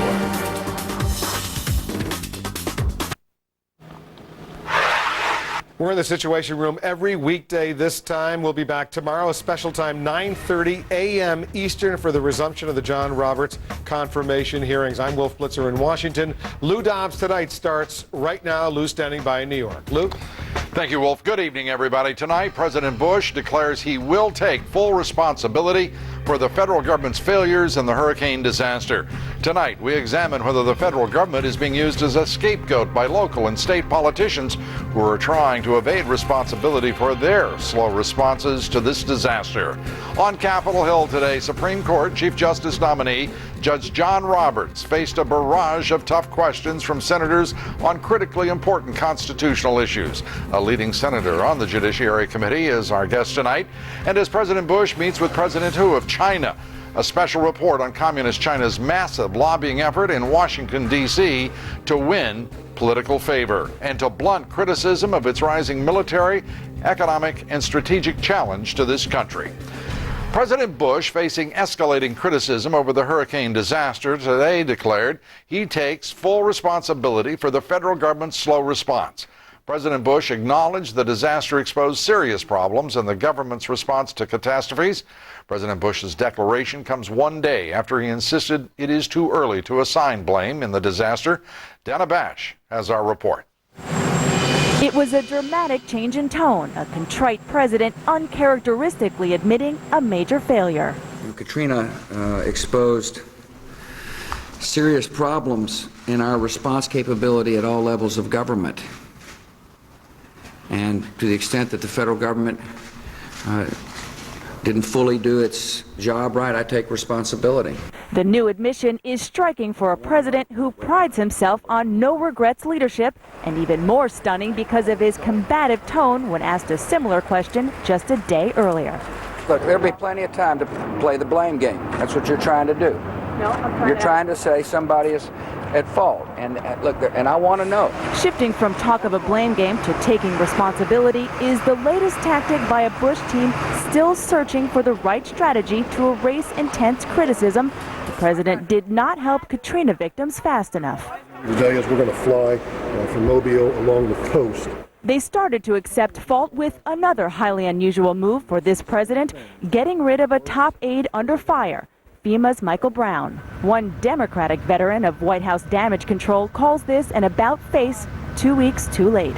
Taking responsibility gives you an awful lot of running room to get it right in the long run. And not taking responsibility the way this president did and this administration did, I think really put them in a box. What worries Bush aides is the steady decline of an asset they thought was sealed after 9/11, leadership. In August, after a month of high-profile protests against the Iraq War, the president's appeal as a strong leader was 60%, already a Bush low. Now it's down 8 points to 52%. So on this fourth trip to the Katrina-devastated areas, the president will give a speech to the nation, the kind of rally-the-country moment the White House hopes will show Mr. Bush, whatever the initial failures, is on top of the crisis. And some White House allies have expressed frustration the president waited so long to formally address Americans. Bush aides say they delayed until he could give a roadmap for rebuilding the Gulf Coast. And Lou, they insist there will be some substantive, initiatives in this address on Thursday night. And we look forward to that. Dana, this president, unaccustomed to taking responsibility for failures of his administration, is this really a statement of how much trouble they're in? Well, certainly talking to Democrats and frankly some Republicans over the past 2 weeks, they were waiting for this kind of rhetoric from the White House, this kind of direct rhetoric. Talking to White House aides today, they said, well, this is something that we were evolving towards. This is something that the president was trying to say, but it became clear he needed to actually say it. That's, again, in terms of rhetoric. Obviously, they understand that the big questions in terms of what actually went wrong are going to be asked, and they're going to be asked in a number of different ways for a very long time. The president will address the nation from New Orleans. And are we to see the president there more? Is he about to fill what is generally perceived to be a leadership vacuum in the area? You know, he has been there 3 times, as you know. He's going down for a 4th time. I've heard that he is going to go down a number of times in the near future. So it is the kind of presence that perhaps some of his aides wanted him to have initially, and some of his allies wanted to have initially, that now he is really taking to the nth degree. Dana Bash, Thank you. Thank you. On the Gulf Coast tonight, new concerns that Hurricane Katrina may have caused even more damage than originally believed. The U.S. Army Corps of Engineers now says some levees protecting communities outside New Orleans have been totally destroyed. Inside New Orleans, as many as 160,000 homes may be unsalvageable. And tonight, the owners of a nursing home where 34 bodies were found have been charged with homicide. Jeff Koenengi has the report from New Orleans. Jeff? That's right, Lou. And according to the Attorney General of the state of Louisiana, the owner and co-owner of St. Rita's nursing home, that's in St. Bernard Parish, about 20 minutes from where I'm standing, well, they've been charged with 34 counts of negligent homicide. You can just imagine the number of lawsuits that are going to be coming out, Lou, in the next weeks and days.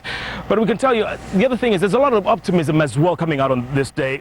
New Orleans Mayor Ray Nagin says he's optimistic that some parts of the city will be open for business very soon. This includes Canal Street, the CBD, and the French Quarter. He's just waiting for a report from the EPA. Once he gets that, he's very optimistic that some parts of the city will be open.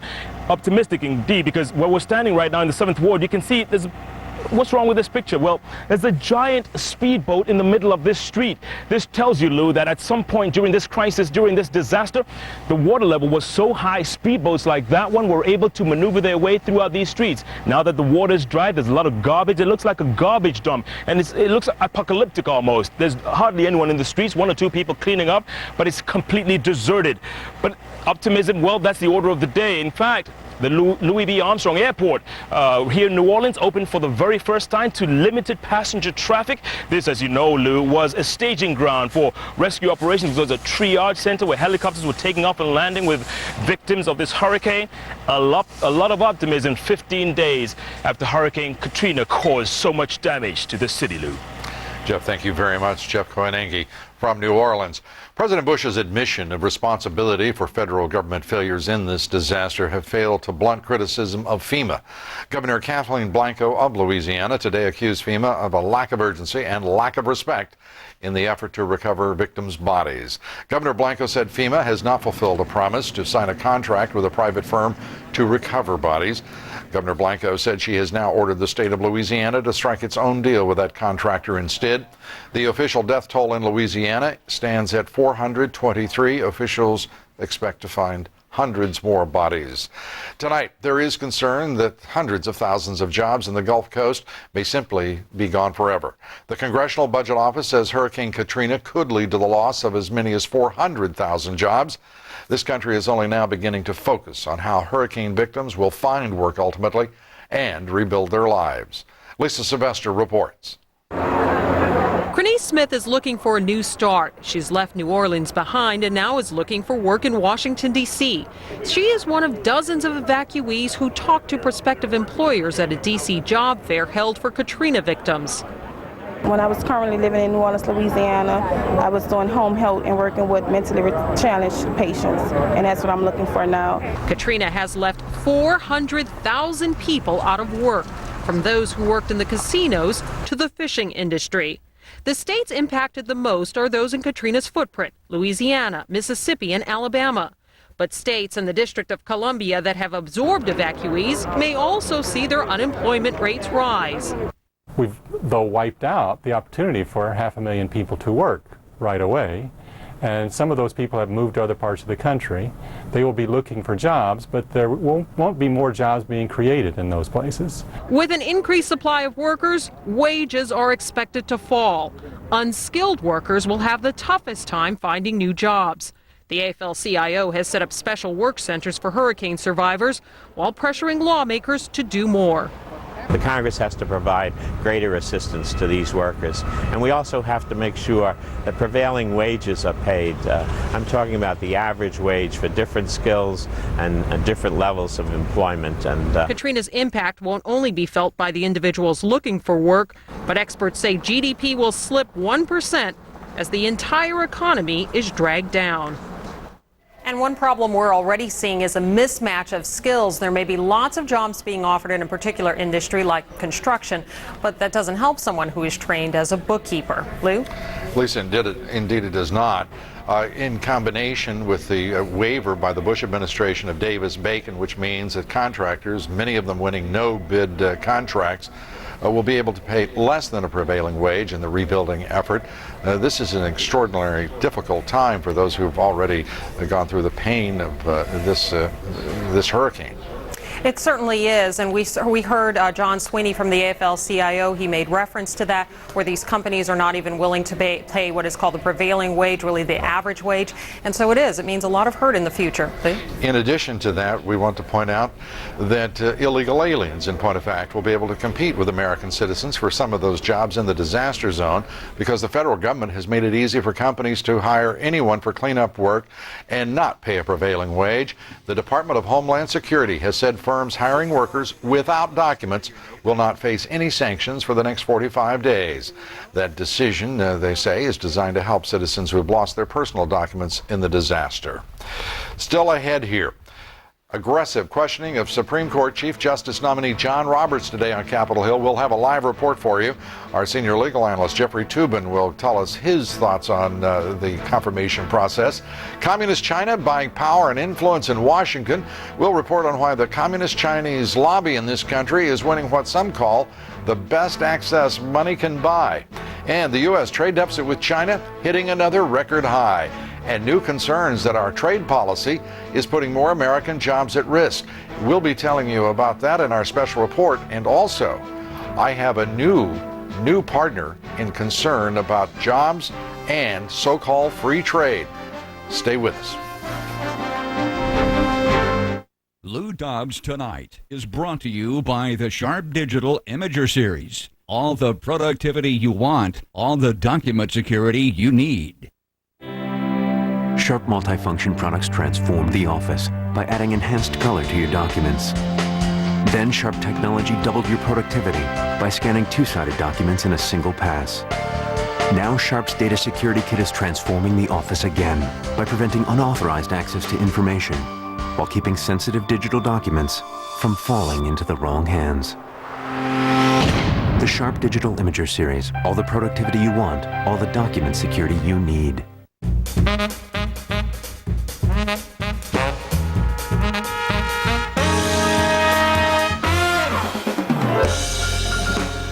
Active traders, call now for Schwab Street Smart Pro. Our advanced trading platform. We're talking conditional alerts that trigger automatically to help you cut losses and lock in profits. Real-time streaming news and level 2 quotes to keep you on top of the market. A sector tool for a top-down view of industries on the move. And a stock screener with 140 criteria to help you hone your search. All for just $9.95 a trade. Switch to Schwab now. And for every online trade you make, you'll get one commission-free, unlimited, for 60 days. So call the number on your screen now and get it all. Schwab Street Smart Pro. Online equity trades for just $9.95 each. And for every online trade you make, you'll get one commission-free.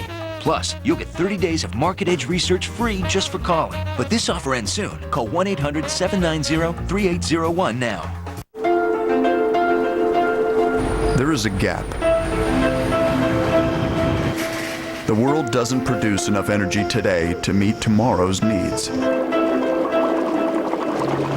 Natural gas is an answer, and ConocoPhillips is taking action, creating a new facility to deliver new supply. It's the first of its kind built in decades, and it's just in time. So don't worry. You can always count on us to elevate. The Oracle Grid, a group of low-cost servers connected by Oracle software. Now, if a server fails, the grid just keeps running. The Oracle Grid runs faster, costs less, and never breaks. Supreme Court Chief Justice nominee Judge John Roberts today faced a barrage of tough questions from senators during the second day of his confirmation hearings.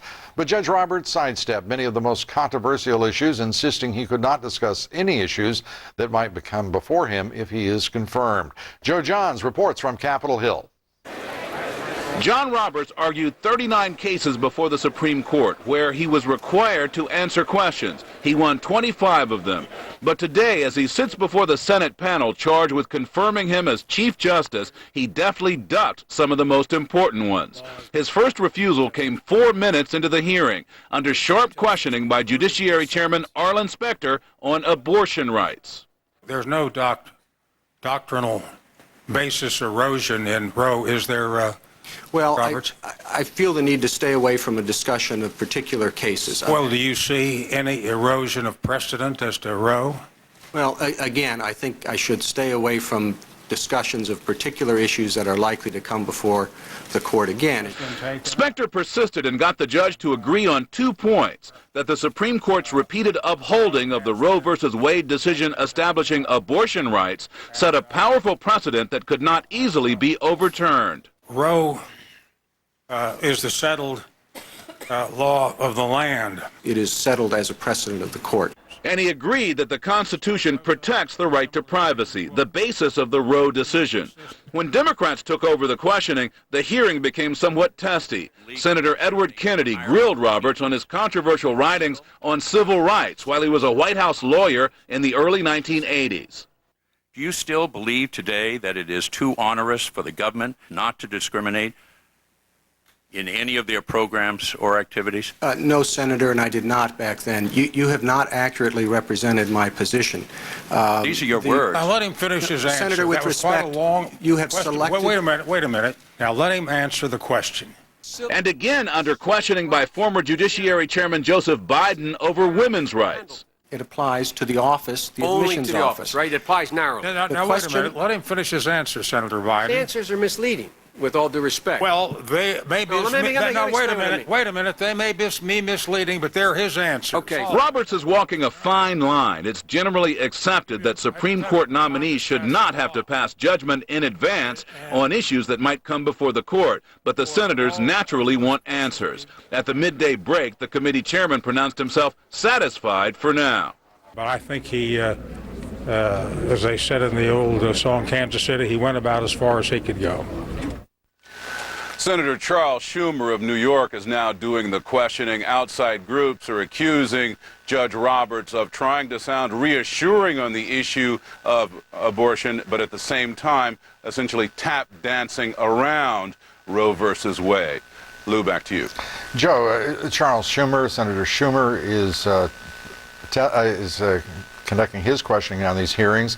Yesterday, in 10 minutes, 49 first-person references. Does this sound exploratory to you?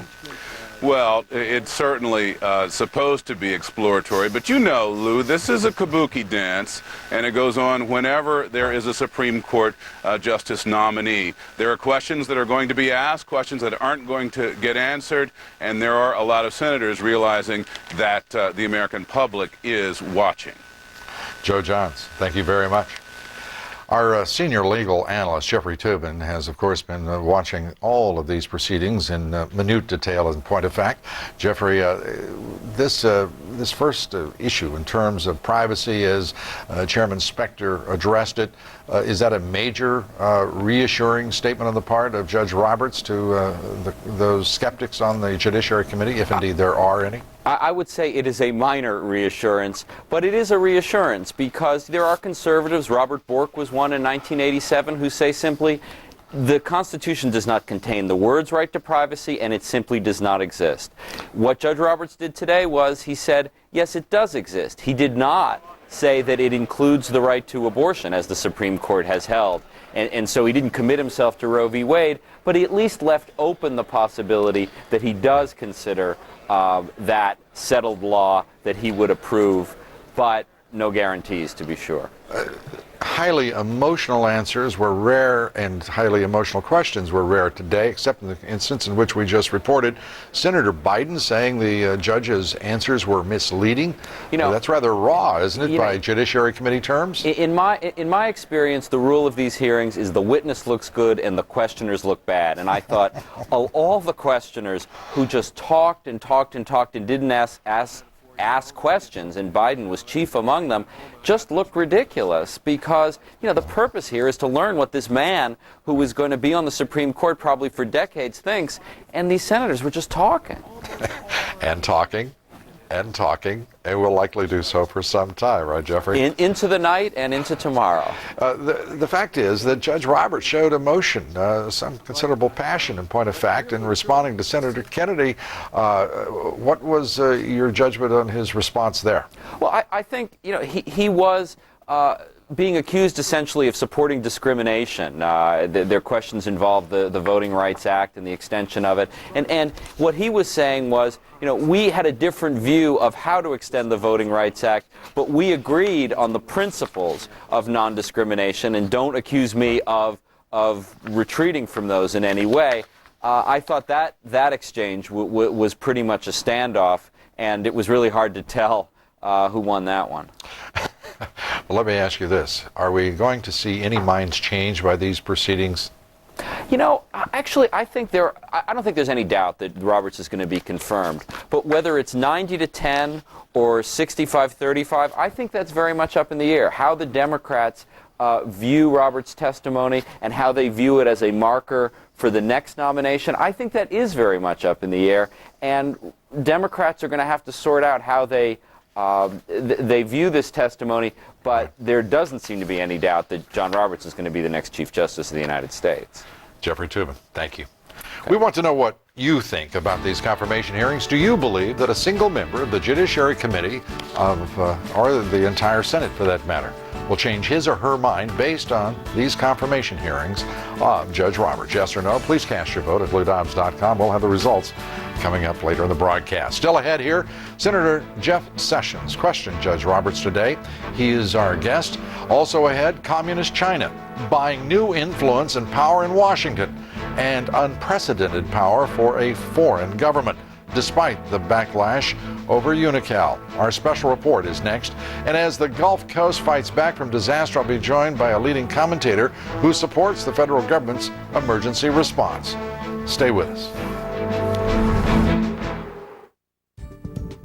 Credit card bills, late payments, medical bills. Financial stress can happen to anyone. If you're a homeowner and you need cash, call or log on to ditech.com and take the Ditech Challenge.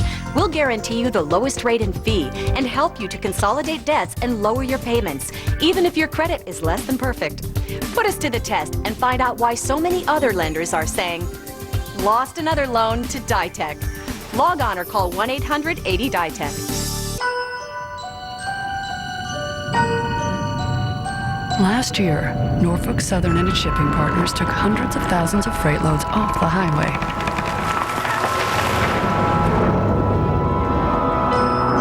In fact, they've invested millions to convert even more traffic in the coming years. So it's easy to see how the economy won't be the only thing that benefits. Norfolk Southern, the future of transportation.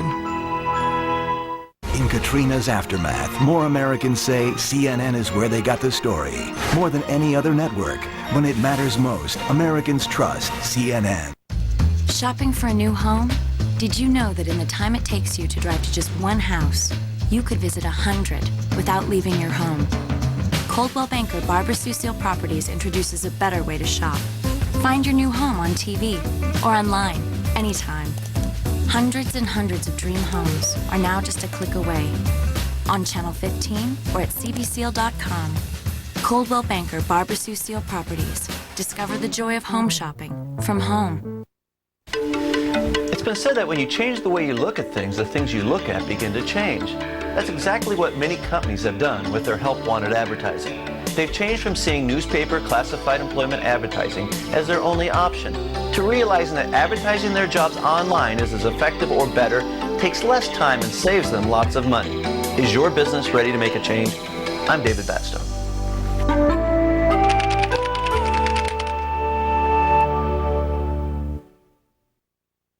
CNN Primetime. Paula's on now, tonight, 8 Eastern. CNN Friday, former President Bill Clinton for the hour on his Hurricane Katrina relief effort with former President Bush and his new global initiative. Former President Bill Clinton, Larry King Live, CNN Friday, 9 Eastern. President Bush holding private talks here in New York City with President Hu Jintao of China. After that meeting, which has just concluded, President Hu said China is willing to work with the United States on the massive trade deficit, and who acknowledged there are frictions in our economic relationship, about $200 billion worth in point of fact. Earlier today, the U.S. government reported the U.S. trade deficit with China widened to a record almost $18 billion in July. Today's meeting between the two leaders comes as the Communist Chinese government intensifies its already strong lobbying efforts on Capitol Hill. China has launched one of the most formidable lobbying efforts in the history of our country. Some fear, in point of fact, that Washington is selling out U.S. interests to appease Beijing. Christine Romans reports. This is for the cameras, but China has been working behind the scenes in Washington for months, escalating a lobbying campaign unlike any other. A special report from the Center for Public Integrity released to Lou Dobbs tonight outlines China's Washington ambitions. They have the best access money can buy. They are hiring the top lobbying firms. Patton Boggs is well known, has been in Washington for years, where basically you have former congressmen lobbying current congressmen. Most of these firms are in that same sort of category. They are really hiring the gold-plated firms. Firms like Aiken Gump, whose strike team of top lobbyists in just 9 days in June contacted federal officials 250 times, right up to the Oval Office, all on behalf of China's oil company CNOOC. The Center for Public Integrity says China has spent almost $20 million since 1997 directly lobbying Washington, wining and dining members of Congress, giving them tours of Hong Kong, and trying to influence reporters. But that is just a small percentage of China lobbying. Untold millions more are spent by American companies who lobby on China's behalf. They are able to get others to spend money on their own behalf, which is about as good as it gets in the political system. Wessel says American companies lobby for China as an investment in the status quo. Low wages, unfair labor conditions, and a lack of democracy. And has China's money in Washington been well spent? Apparently so. They were able to get by without any real action on currency. They continue to flood our market with their products. Our trade deficit is up once again, and jobs keep flowing over to China. That great return on investment means China will probably further deepen its roots in Washington, using American companies to do its dirty work in exchange for access to cheap manufacturing facilities and low-cost labor. And Lou, the Center for Public Integrity says, in terms of how much influence China is buying through American companies, no way to tell. Even the direct foreign lobbying numbers are kind of hard to get your hands on. When you start looking at indirect lobbying, it's impossible to measure. And all of that money being spent by the corporate supremacists who make up corporate America, the so-called free trade advocacy groups, the free trade lobby, all of that money being spent so that we can run up another $200 billion plus deficit. It is remarkable. Christine, thank you very much. Coming up next here, Hurricane Ophelia. It is charging toward the Carolinas. We'll have the very latest for you on where and when that storm will hit. And defending the government's response to the Hurricane Katrina disaster, one leading commentator says that response was even more impressive than the response to Hurricane Andrew. He's our guest here next. And our nation's exploding trade deficit, expected to hit a record $700 billion this year. It could put more Americans out of work. Our special report is next. Lots of Wi-Fi users work in coffee shops, which aren't always the best places to work. Wouldn't it be great to work wherever you wanted instead of only in hotspots? Now you can with Verizon Wireless Broadband Access. Wi-Fi only works in limited locations, while Broadband Access is the nation's largest, fastest, wide-area wireless broadband network and is expanding coast to coast. Now get unlimited access at a great price, so you won't get stuck in a not-so-hot spot. Verizon Wireless, we never stop working for you. Be smart. Be powerful. Be frugal. Be strong. In other words, be extraordinary. Power E-Trade Pro, radically upgraded and now with lower options pricing. At E-Trade Financial, we keep challenging the ordinary to help investors be extraordinary. Class of 95. Here I come. Weekends look even better. At 50% off. Rent Friday to Monday, 50% off. Pick Enterprise. We'll pick you up. CNN, the most trusted name in news.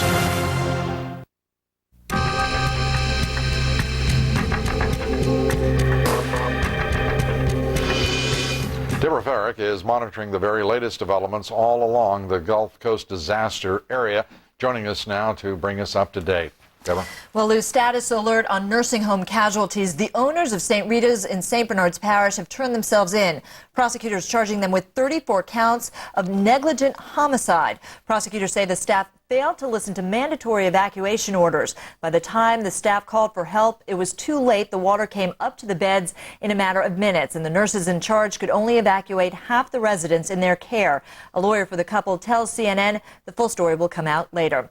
Status alert on St. Bernard's Parish, the uninhabitable. That's how it is being described. The houses still stand, but the water damage is so great, city officials believe that all 26,000 homes will have to be torn down. Air, water, and soil samples were taken today and are being analyzed for contamination. Officials hope to allow people back in to save whatever belongings they can before demolition begins. Education officials don't expect schools to reopen until next September. And as for the local government, they're holed up inside ExxonMobil headquarters as they try to clean up their parish. Final status alert, Louisiana death toll. The official number of victims now stands at 423. That's up 144 from yesterday. And of course, if anyone has any information on a parish or town, you can email us here at statusalert@cnn.com. Lou? In New Orleans, Mayor Ray Nagin today said his city is absolutely bankrupt. Deborah, thank you very much. Deborah Farrer. Tropical storm Ophelia tonight has strengthened into a Category 1 hurricane again as it drifts closer toward the North Carolina coast. Strong winds and heavy rains from that hurricane are already hitting North and South Carolina. The hurricane, now packing winds of 75 miles an hour, is expected to make landfall in North Carolina late tomorrow. A hurricane warning is in effect tonight from South Santee River, South Carolina, to North Carolina's Cape Hatteras. Forecasters expect the storm now to head out to sea after hitting North Carolina. My next guest says the strident criticism of the federal response to Hurricane Katrina is unfounded. Jack Kelly wrote a column in the Pittsburgh Post-Gazette saying, quote, "It took 5 days for National Guard troops to arrive in strength on the scene in Florida after Hurricane Andrew hit. But after Katrina, there was a significant National Guard presence in the afflicted region in 3. Jack Kelly joins us tonight from Pittsburgh. Jack, it's good to have you here. Your defense of the federal response centers basically on the National Guard and the Coast Guard. Do you agree with the criticism of FEMA's response? Well, I'm not sure that I do yet. FEMA's role has largely been misrepresented in the media. FEMA is a coordinator of agencies. Now, the Coast Guard, the military, the National Guard, the Red Cross, the Salvation Army, and the Army Corps of Engineers, which has done a superb job of repairing those levees, and the various people from the electric utility companies that have come down to help, have all done a marvelous job. Now, to the extent to which that job was facilitated by FEMA, or done in spite of them, we don't yet know. Well, do you disagree that Michael Brown should have been fired or that his resignation should have been accepted? Well, I don't think Michael Brown should have had the job in the first place. You know, there's an unfortunate tendency in Washington to put political hacks in jobs that require adults. And that was the case here. Michael Brown did not have the background for this job. I think the head of FEMA should always be either a National Guard general or a Coast Guard admiral. That would make some sense given the scale of operations that is always required in a disaster, particularly one of this all but unprecedented magnitude. But the idea that the response here has been, as President Bush has described, inadequate, I'm not quite certain your point here in terms of FEMA. FEMA has more than a responsibility to coordinate. It has a responsibility to engage, and certainly did not do that for 2 days at least when it should have been. Well, that's not clear either. FEMA's job is coordination. FEMA has very few, except for a few specialized people in disaster response teams and some other very specialized areas. FEMA has no first responders. Its job is to coordinate with local, state officials and with the federal agencies and the private agencies that are coming in. And FEMA is being blasted mostly for the sins of local and state government in Louisiana. Well, let's get to that point. Governor Blanco is continuing to blast FEMA. Even tonight, as we've reported, Governor Nagin as well basically these two officials, without now Michael Brown at FEMA having resigned, do you think that they're going to face greater scrutiny? Well, I think that that's their fear, which is why we see such vigorous finger-pointing. Governor Blanco was complaining today that the bodies weren't being recovered fast enough. Well, there'd have been fewer bodies to recover if the evacuation plan for the city of New Orleans had been followed. Well, let's hope that there are very few bodies to be discovered yet, and that those estimates are wild exaggerations that originated from New Orleans. Jack Kelly, we thank you for being here. Coming up next, Chief Justice nominee Judge John Roberts facing tough questions from senators today on critical issues. Senate Judiciary Committee member Senator Jeff Sessions among those questioning the judge today. He's our guest next. And suing Walmart, a massive new lawsuit actually originating in 4 continents, accusing Walmart of looking the other way while factory workers around the world face widespread exploitation. Our special report next. I'm always here, working. A low profile on the high plateau, vanishing in the shadows of the buttes.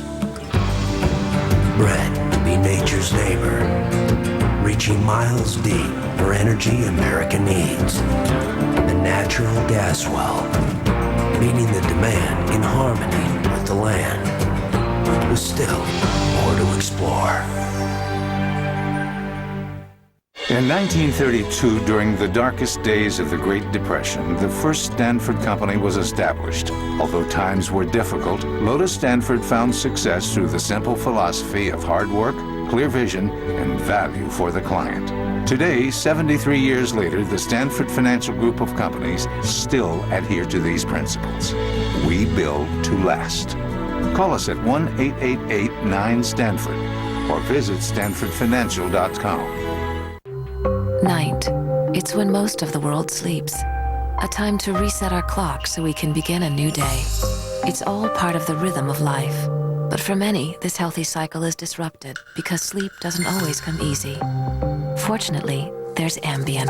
Ambien is a prescription sleep aid that can help you get a full night's sleep. While natural sleep is best, Ambien helps you fall asleep fast, stay asleep longer, and wake rested and refreshed, not groggy the next morning. No wonder Ambien is the #1 prescribed sleep aid in America. Until you know how Ambien will affect you, you shouldn't drive or operate machinery. Side effects may include drowsiness, dizziness, and diarrhea. You shouldn't take it with alcohol. All people taking sleep medicines have some risk of becoming dependent on the medicine. Prescription sleep aids are most often taken for 7 to 10 days as needed. Your doctor will advise you about taking them longer. In most instances, memory problems can be avoided if you take Ambien only when you're able to get 7 to 8 hours sleep before you need to be active again. Talk to your doctor about Ambien and wake rested and ready to start your day. Ambien works like a dream. What cooks like butter, spreads like butter, and has a fresh dairy taste like butter without the cholesterol and high saturated fat? Smart Balance Buttery Spread. Smart Balance just received another Best Taste Award and is endorsed by professional chefs. It's the only spread with a patented balance of fats to help increase HDL good cholesterol and avoids trans fat naturally, not artificially as some spreads do. Smart Balance. You're going to love that buttery taste. My next guest says Judge John Roberts is so suited to be Chief Justice of the Supreme Court that he is, quote, straight from central casting. Senator Jeff Sessions is a member of the Judiciary Committee. He questioned Judge Roberts today, joining us tonight from Capitol Hill. Senator, Democrats today questioning Judge Roberts on his positions on abortion, women's rights, privacy, torture, other critical issues. Do you think they were satisfied by his responses? Well, I don't think they laid a glove on him in terms of hurting him in any way. Many times they either had a misimpression or asked questions in a way that was sort of misleading. He was able to explain what those memorandums or positions he'd taken, sometimes as a 26-year-old little young staffer in the White House serving President Reagan, and explained them in a very, very good way. I don't think there was anything in that material that was in any way embarrassing to him. And the fact is, and we are looking now on the screen, Senator, at your colleague Charles Schumer, Senator Schumer questioning Judge Roberts. Yesterday, as the judge used exactly 6.5 minutes to express himself to a committee that had him in there for just about 4 hours. Are we going to, in your judgment, learn anything here that was not known before this hearing began? I don't know that we will, except I think the American people are going to feel a lot better. They've heard some of these allegations that he had memorandums that show extremism or lack of professionalism or insensitivity, and every one of them have been explained. His positions have been explained. They're well within the mainstream. In matter of fact, in most cases, they're very popular with American people if they knew exactly what he'd said or done. So I think he did well there. I just couldn't. And his 6.5 minutes was a beautiful thing, Lou. It was not a note on the table. He looked right at us and he talked from his heart, and he encapsulated the rule of law, the role of a judge, the meaning of the Supreme Court, why law is so beautiful and important in America. I just was extremely impressed, and I think everyone was. I think he's extraordinarily eloquent, obviously well qualified, Senator. My question to you is, based on what you have heard, what you know of the man, do you believe that when he answers that he sees a right to privacy in the Constitution, that extends to a basis for a woman's right to abortion, and that is a right that he would support, based on your judgment? Well, he certainly indicated that within the constitutional provisions, there is a legitimate privacy right. He explained it. But he in no way suggested he believes that could be expanded to cover abortion. In fact, he explicitly made clear that he was not prejudging that question. And he stated to Senator Specter, who went right at him at the first of the hearing about that, and he said, these are the tests a good judge should use as it reevaluates a contest of prior Supreme Court decisions, and I will do so professionally and objectively if I'm confirmed. Senator, turning to another subject and a critically important one, and that is obviously the recovery, the rebuilding effort, the relief operation along the Gulf Coast. You've said you'd like to see a strong businessman in charge of to oversee the spending of the federal hurricane funds. Have you had any sense that that's the way the president is thinking? Well, I'm not sure. I think it's being discussed in the White House. It's being discussed in the floor of the Senate. Right. I signed on a letter with Pete Domenici that supports basically that concept. Others are talking about that. And we're spending $60 billion, Lou. It's just being moved out without any real hearing. Right. We need to know there's somebody watching it very, very closely, because if this money is not spent well, it'll be a double tragedy. Well, we're looking at already just about 50 no-bid contracts, Senator. One of the things that concerns me is this administration's decision to waive the Davis-Bacon Act and not pay prevailing wages. That seems to me to be politically tone-deaf and frankly an insensitive and unconscionable decision for the very people who need that money and a prevailing wage in the recovery and the rebuilding efforts. Well, you know, Davis-Bacon prevailing wage, I'm not sure what that is. We'll be able to get... Well, what it means is that waiver, Senator, means that people are not going to have to pay that. The contractors, many of them with no-bid contracts, aren't going to have to pay the prevailing wage. They'll pay competitive raise in the region. That's what they'll have to pay. And it's going to be a good time for workers, because any worker that's in the construction trade or rebuilding trade are going to have a premium on their salaries. They may make above that rate, really. But you know, some felt that this federal Davis-Bacon Act didn't need to apply, and the president agreed and went along with that. I would just say that we need to watch that money. We are, in a way, throwing money at this problem. We want to help. My state was hit badly. Yep. I saw people that lost everything they had, working class people, poor people, and we need to help them, but it's not helping them if we don't spend the money wisely. If we end up with $100, $200 billion spent and we haven't done it wisely, it would be a tragedy. Wouldn't you say it'd also be a tragedy, Senator, not to be paying the prevailing wage? That's the only reason to waive Davis-Bacon, is if somebody's thinking of not doing that. Well, there's a big I couldn't agree with you more about your sense of prudence in terms of this money, but at the same time, with no bid contracts in the billions and to worry about dollars or cents per hour for people who really need the money, that doesn't seem quite the American way to me. Does it you? Well, we'll pay. They'll have to pay a competitive wage, and there's no doubt about that, and meet all the other federal laws and regulations. But what I would say to you is we have a mentality right now in the Congress, Lou, in which this thing is hot politically, and the safest thing for us to do is just put so much money out there that nobody can blame us. The storm won't hit us, you see, politically. Right. And that is a dangerous thing. If we had a good businessman who's managing all these contracts, who's watching this money, who's able to meet with people who have complaints and concerns, I think that's the right way to do it. Senator, I think that prudence is well placed. I'm wondering if we shouldn't have a serious businessman running the federal budget altogether, because we're now looking at $350 billion right now in deficits, and have been for now several years. Senator Sessions, it's always good to have you here. We thank you for being with us. Thank you, Lou. Coming up next, a serious new legal challenge for Walmart, the nation's largest retailer, is being accused of ignoring workplace abuse in California and, in fact, across the globe. And a provocative new book saying time is running out in our battle against radical Islamist terrorists. Tony Blankley, author of The West's Last Chance, coming up. Stay with us. CNN tomorrow on American Morning. Katrina, the survivors, the heroes, the work ahead. Real news and pictures from overnight. American Morning, CNN tomorrow, 7 Eastern. Let Empire Glass replace your cracked windshield, and we'll give you 24 free dinners to Sherry's Restaurants, where you'll enjoy great food and delicious pies all day, every day. And we offer free mobile service to your home or office. So for the highest quality windshields and 24 free dinners to Sherry's, call Empire Glass today at 503-251-9881. And remember, when you think glass, think Empire. Put some power into your summer with the Banks Power System from Valley RV Center. The Northwest's #1 Banks dealer is making it easy. Whether you own a truck or a motorhome, a Banks Power System will deliver incredible torque and horsepower to your engine. Gas or diesel, you'll blow away the competition. Steep grades, towing, passing, freeway on-ramps, no problem, with power to spare. And you'll see a dramatic increase in your fuel mileage. But the best part? Now through September 30th, Valley RV is offering 50% off installation, a savings of up to $1,000. Hurry in today. Valley RV Center, where the journey begins. Police! Real cops. We're going to place you under arrest. Notify the hospital, trying to get this dog off a rear fire escape. Real cases. We're going to do everything we can to make sure that the individual that had this horse never does this to another horse again. Real drama.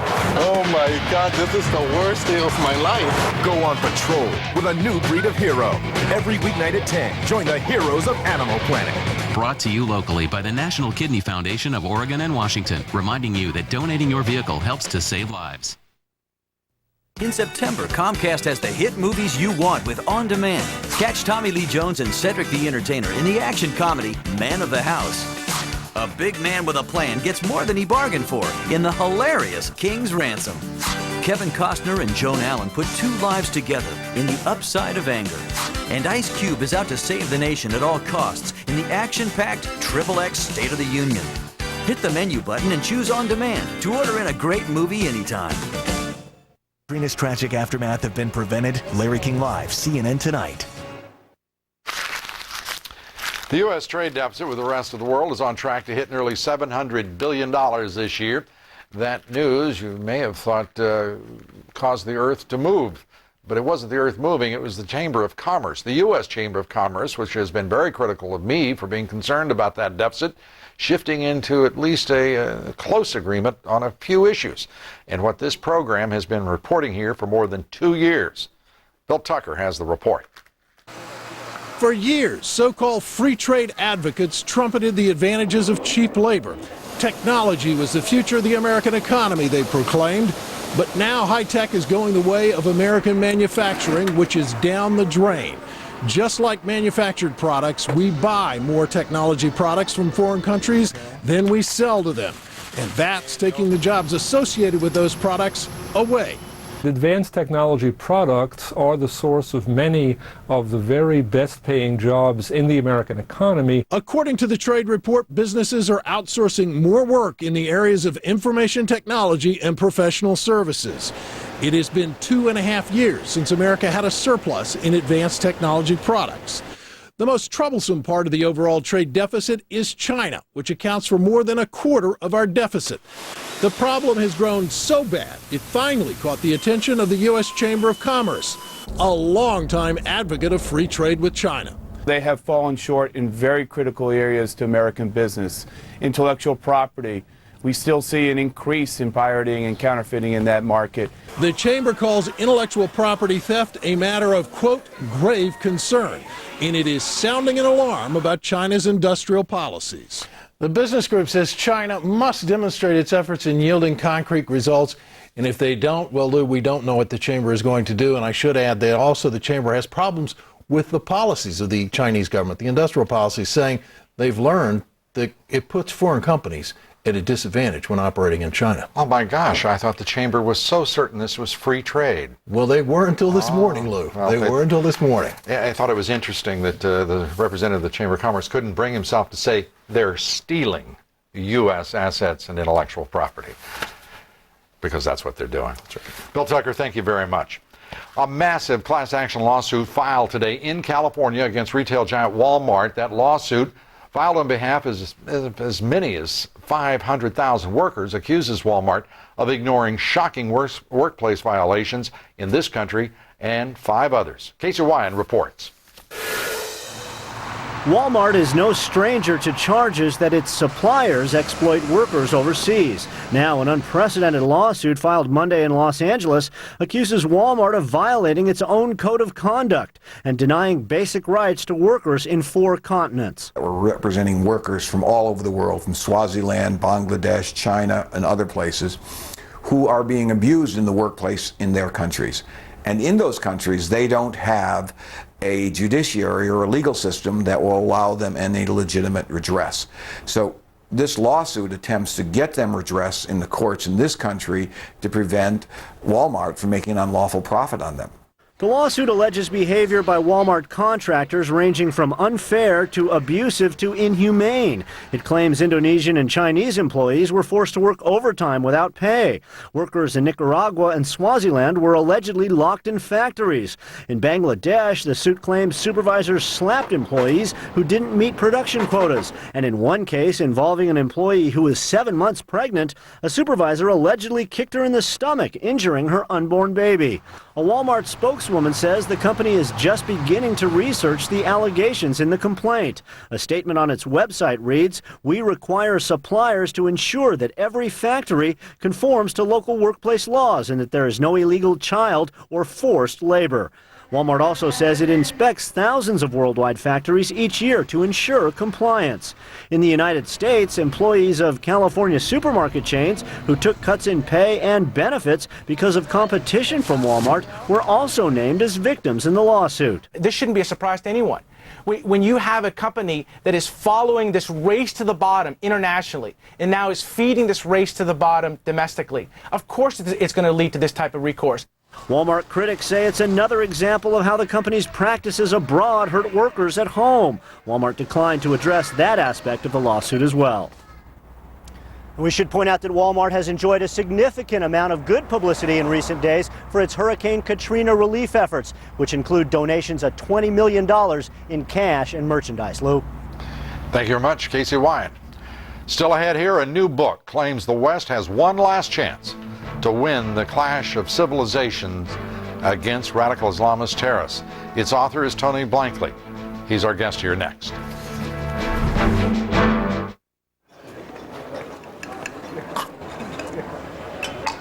Hey, isn't Jacobson choking? I'd definitely say Jacobson's choking. I know exactly what to do. I've seen it in the movies. It's called the Heimlich maneuver. You make a ball, stand behind the guy, and pull hard. The action on the solar plexus. That's right, the solar plexus. Expels the food. Just like I told you. Less talk. Just like in the movies. Make it happen. The Royal Bank of Scotland Group. It's time for the lending industry to change. That's why eLoan has consultants who don't make money based on the rate of the loan and has no lender fees. Those are some of the revolutionary ways we're changing the lending industry. eLoan. Radically simple. The Oracle Grid. A group of low-cost servers connected by Oracle software. Now, if a server fails, the grid just keeps running. The Oracle Grid runs faster, costs less, and never breaks. Cocoa. Rainbow wings. Check this out. The new Swiffer Sweep and Vac picks up dust and hair with the cloth. Big stuff with the vac. Better than a broom and dustpan. Is that amazing? For what? Let me try that. No. The new Swiffer Sweep and Vac. Stop cleaning. Get Swiffer. Go online for a money-saving coupon. My Swiffer. Closed captioning provided by dermatologist recommended Sarna anti-itch lotion. Do you suffer from an itch that just won't stop? Get Sarna Original Lotion. Sarna contains 2 medications for prompt itch relief. Suffer no more. Get dermatologist recommended Sarna Lotion. My next guest has written an important new book on the direction this country must take if we are to win the global war against terror. The author says Hurricane Katrina has demonstrated our lack of preparedness. The book is The West's Last Chance. Tony Blankley is the author. All the things that happened in New Orleans, with the police not reporting in, didn't happen when they ran the practice runs 4.5 years ago. So just on the issue of first responders, and that's just a small piece of the problem, I think the fundamental problem is that we haven't thought through the dimension of the threat, whether it's the dimension of a flood and hurricane in New Orleans overwhelming it as opposed to the regular hurricanes that only have smaller effects, or whether, in the case of the Islamist threat, the breadth of that danger. And if you don't understand the threat, then you don't prepare for it, and then there's a tendency to do business as usual, because most of the time business as usual works. It's only when the big things happen that it completely breaks down. In The West's Last Chance, you focus clearly on the fact that Europe is now a launching platform for radical Islamist terrorism, that the United States has made a number of mistakes in terms of its foreign policy in pursuing radical Islamist terrorists, including the most obvious, a refusal on the part of this administration to name the enemy, namely radical Islamist terrorists, or as you put it, Islamic jihadists. Why is there a resistance, in your judgment, to naming our enemy? Well, I think what happened right after September 11th was a reasonable effort on the part of the president and our government not to inflame more people than we have to. Obviously, it's not all Muslims on the world. It's some fraction, hopefully a small fraction, who are inflamed with these sentiments. Now, 4 years later, we fought 2 wars in Muslim countries. However many people we can possibly upset, we've already upset, and it's important to name the 2 things. One, we have to actually declare war to create the legal powers. You call in the book for Congress to actually declare war against Islamic jihadists. And our people will say, well, how can you do that? There's no country to declare war on. And it's true. There's no legal precedent for declaring war on a group of people, non-state actors, as the professionals call it. But the problem is that we need the powers that a declaration of war constitutionally provides our government. And because we've never had this experience before in our history, there's no provision in law to do it, but we have to get those powers so that we can defend ourselves effectively. You and I both know the facts. Immigration and naturalization do not know who is in this country. We do not know who is crossing our borders.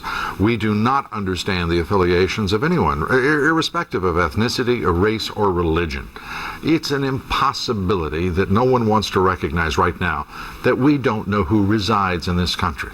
That's right, and the starting point is to secure our borders.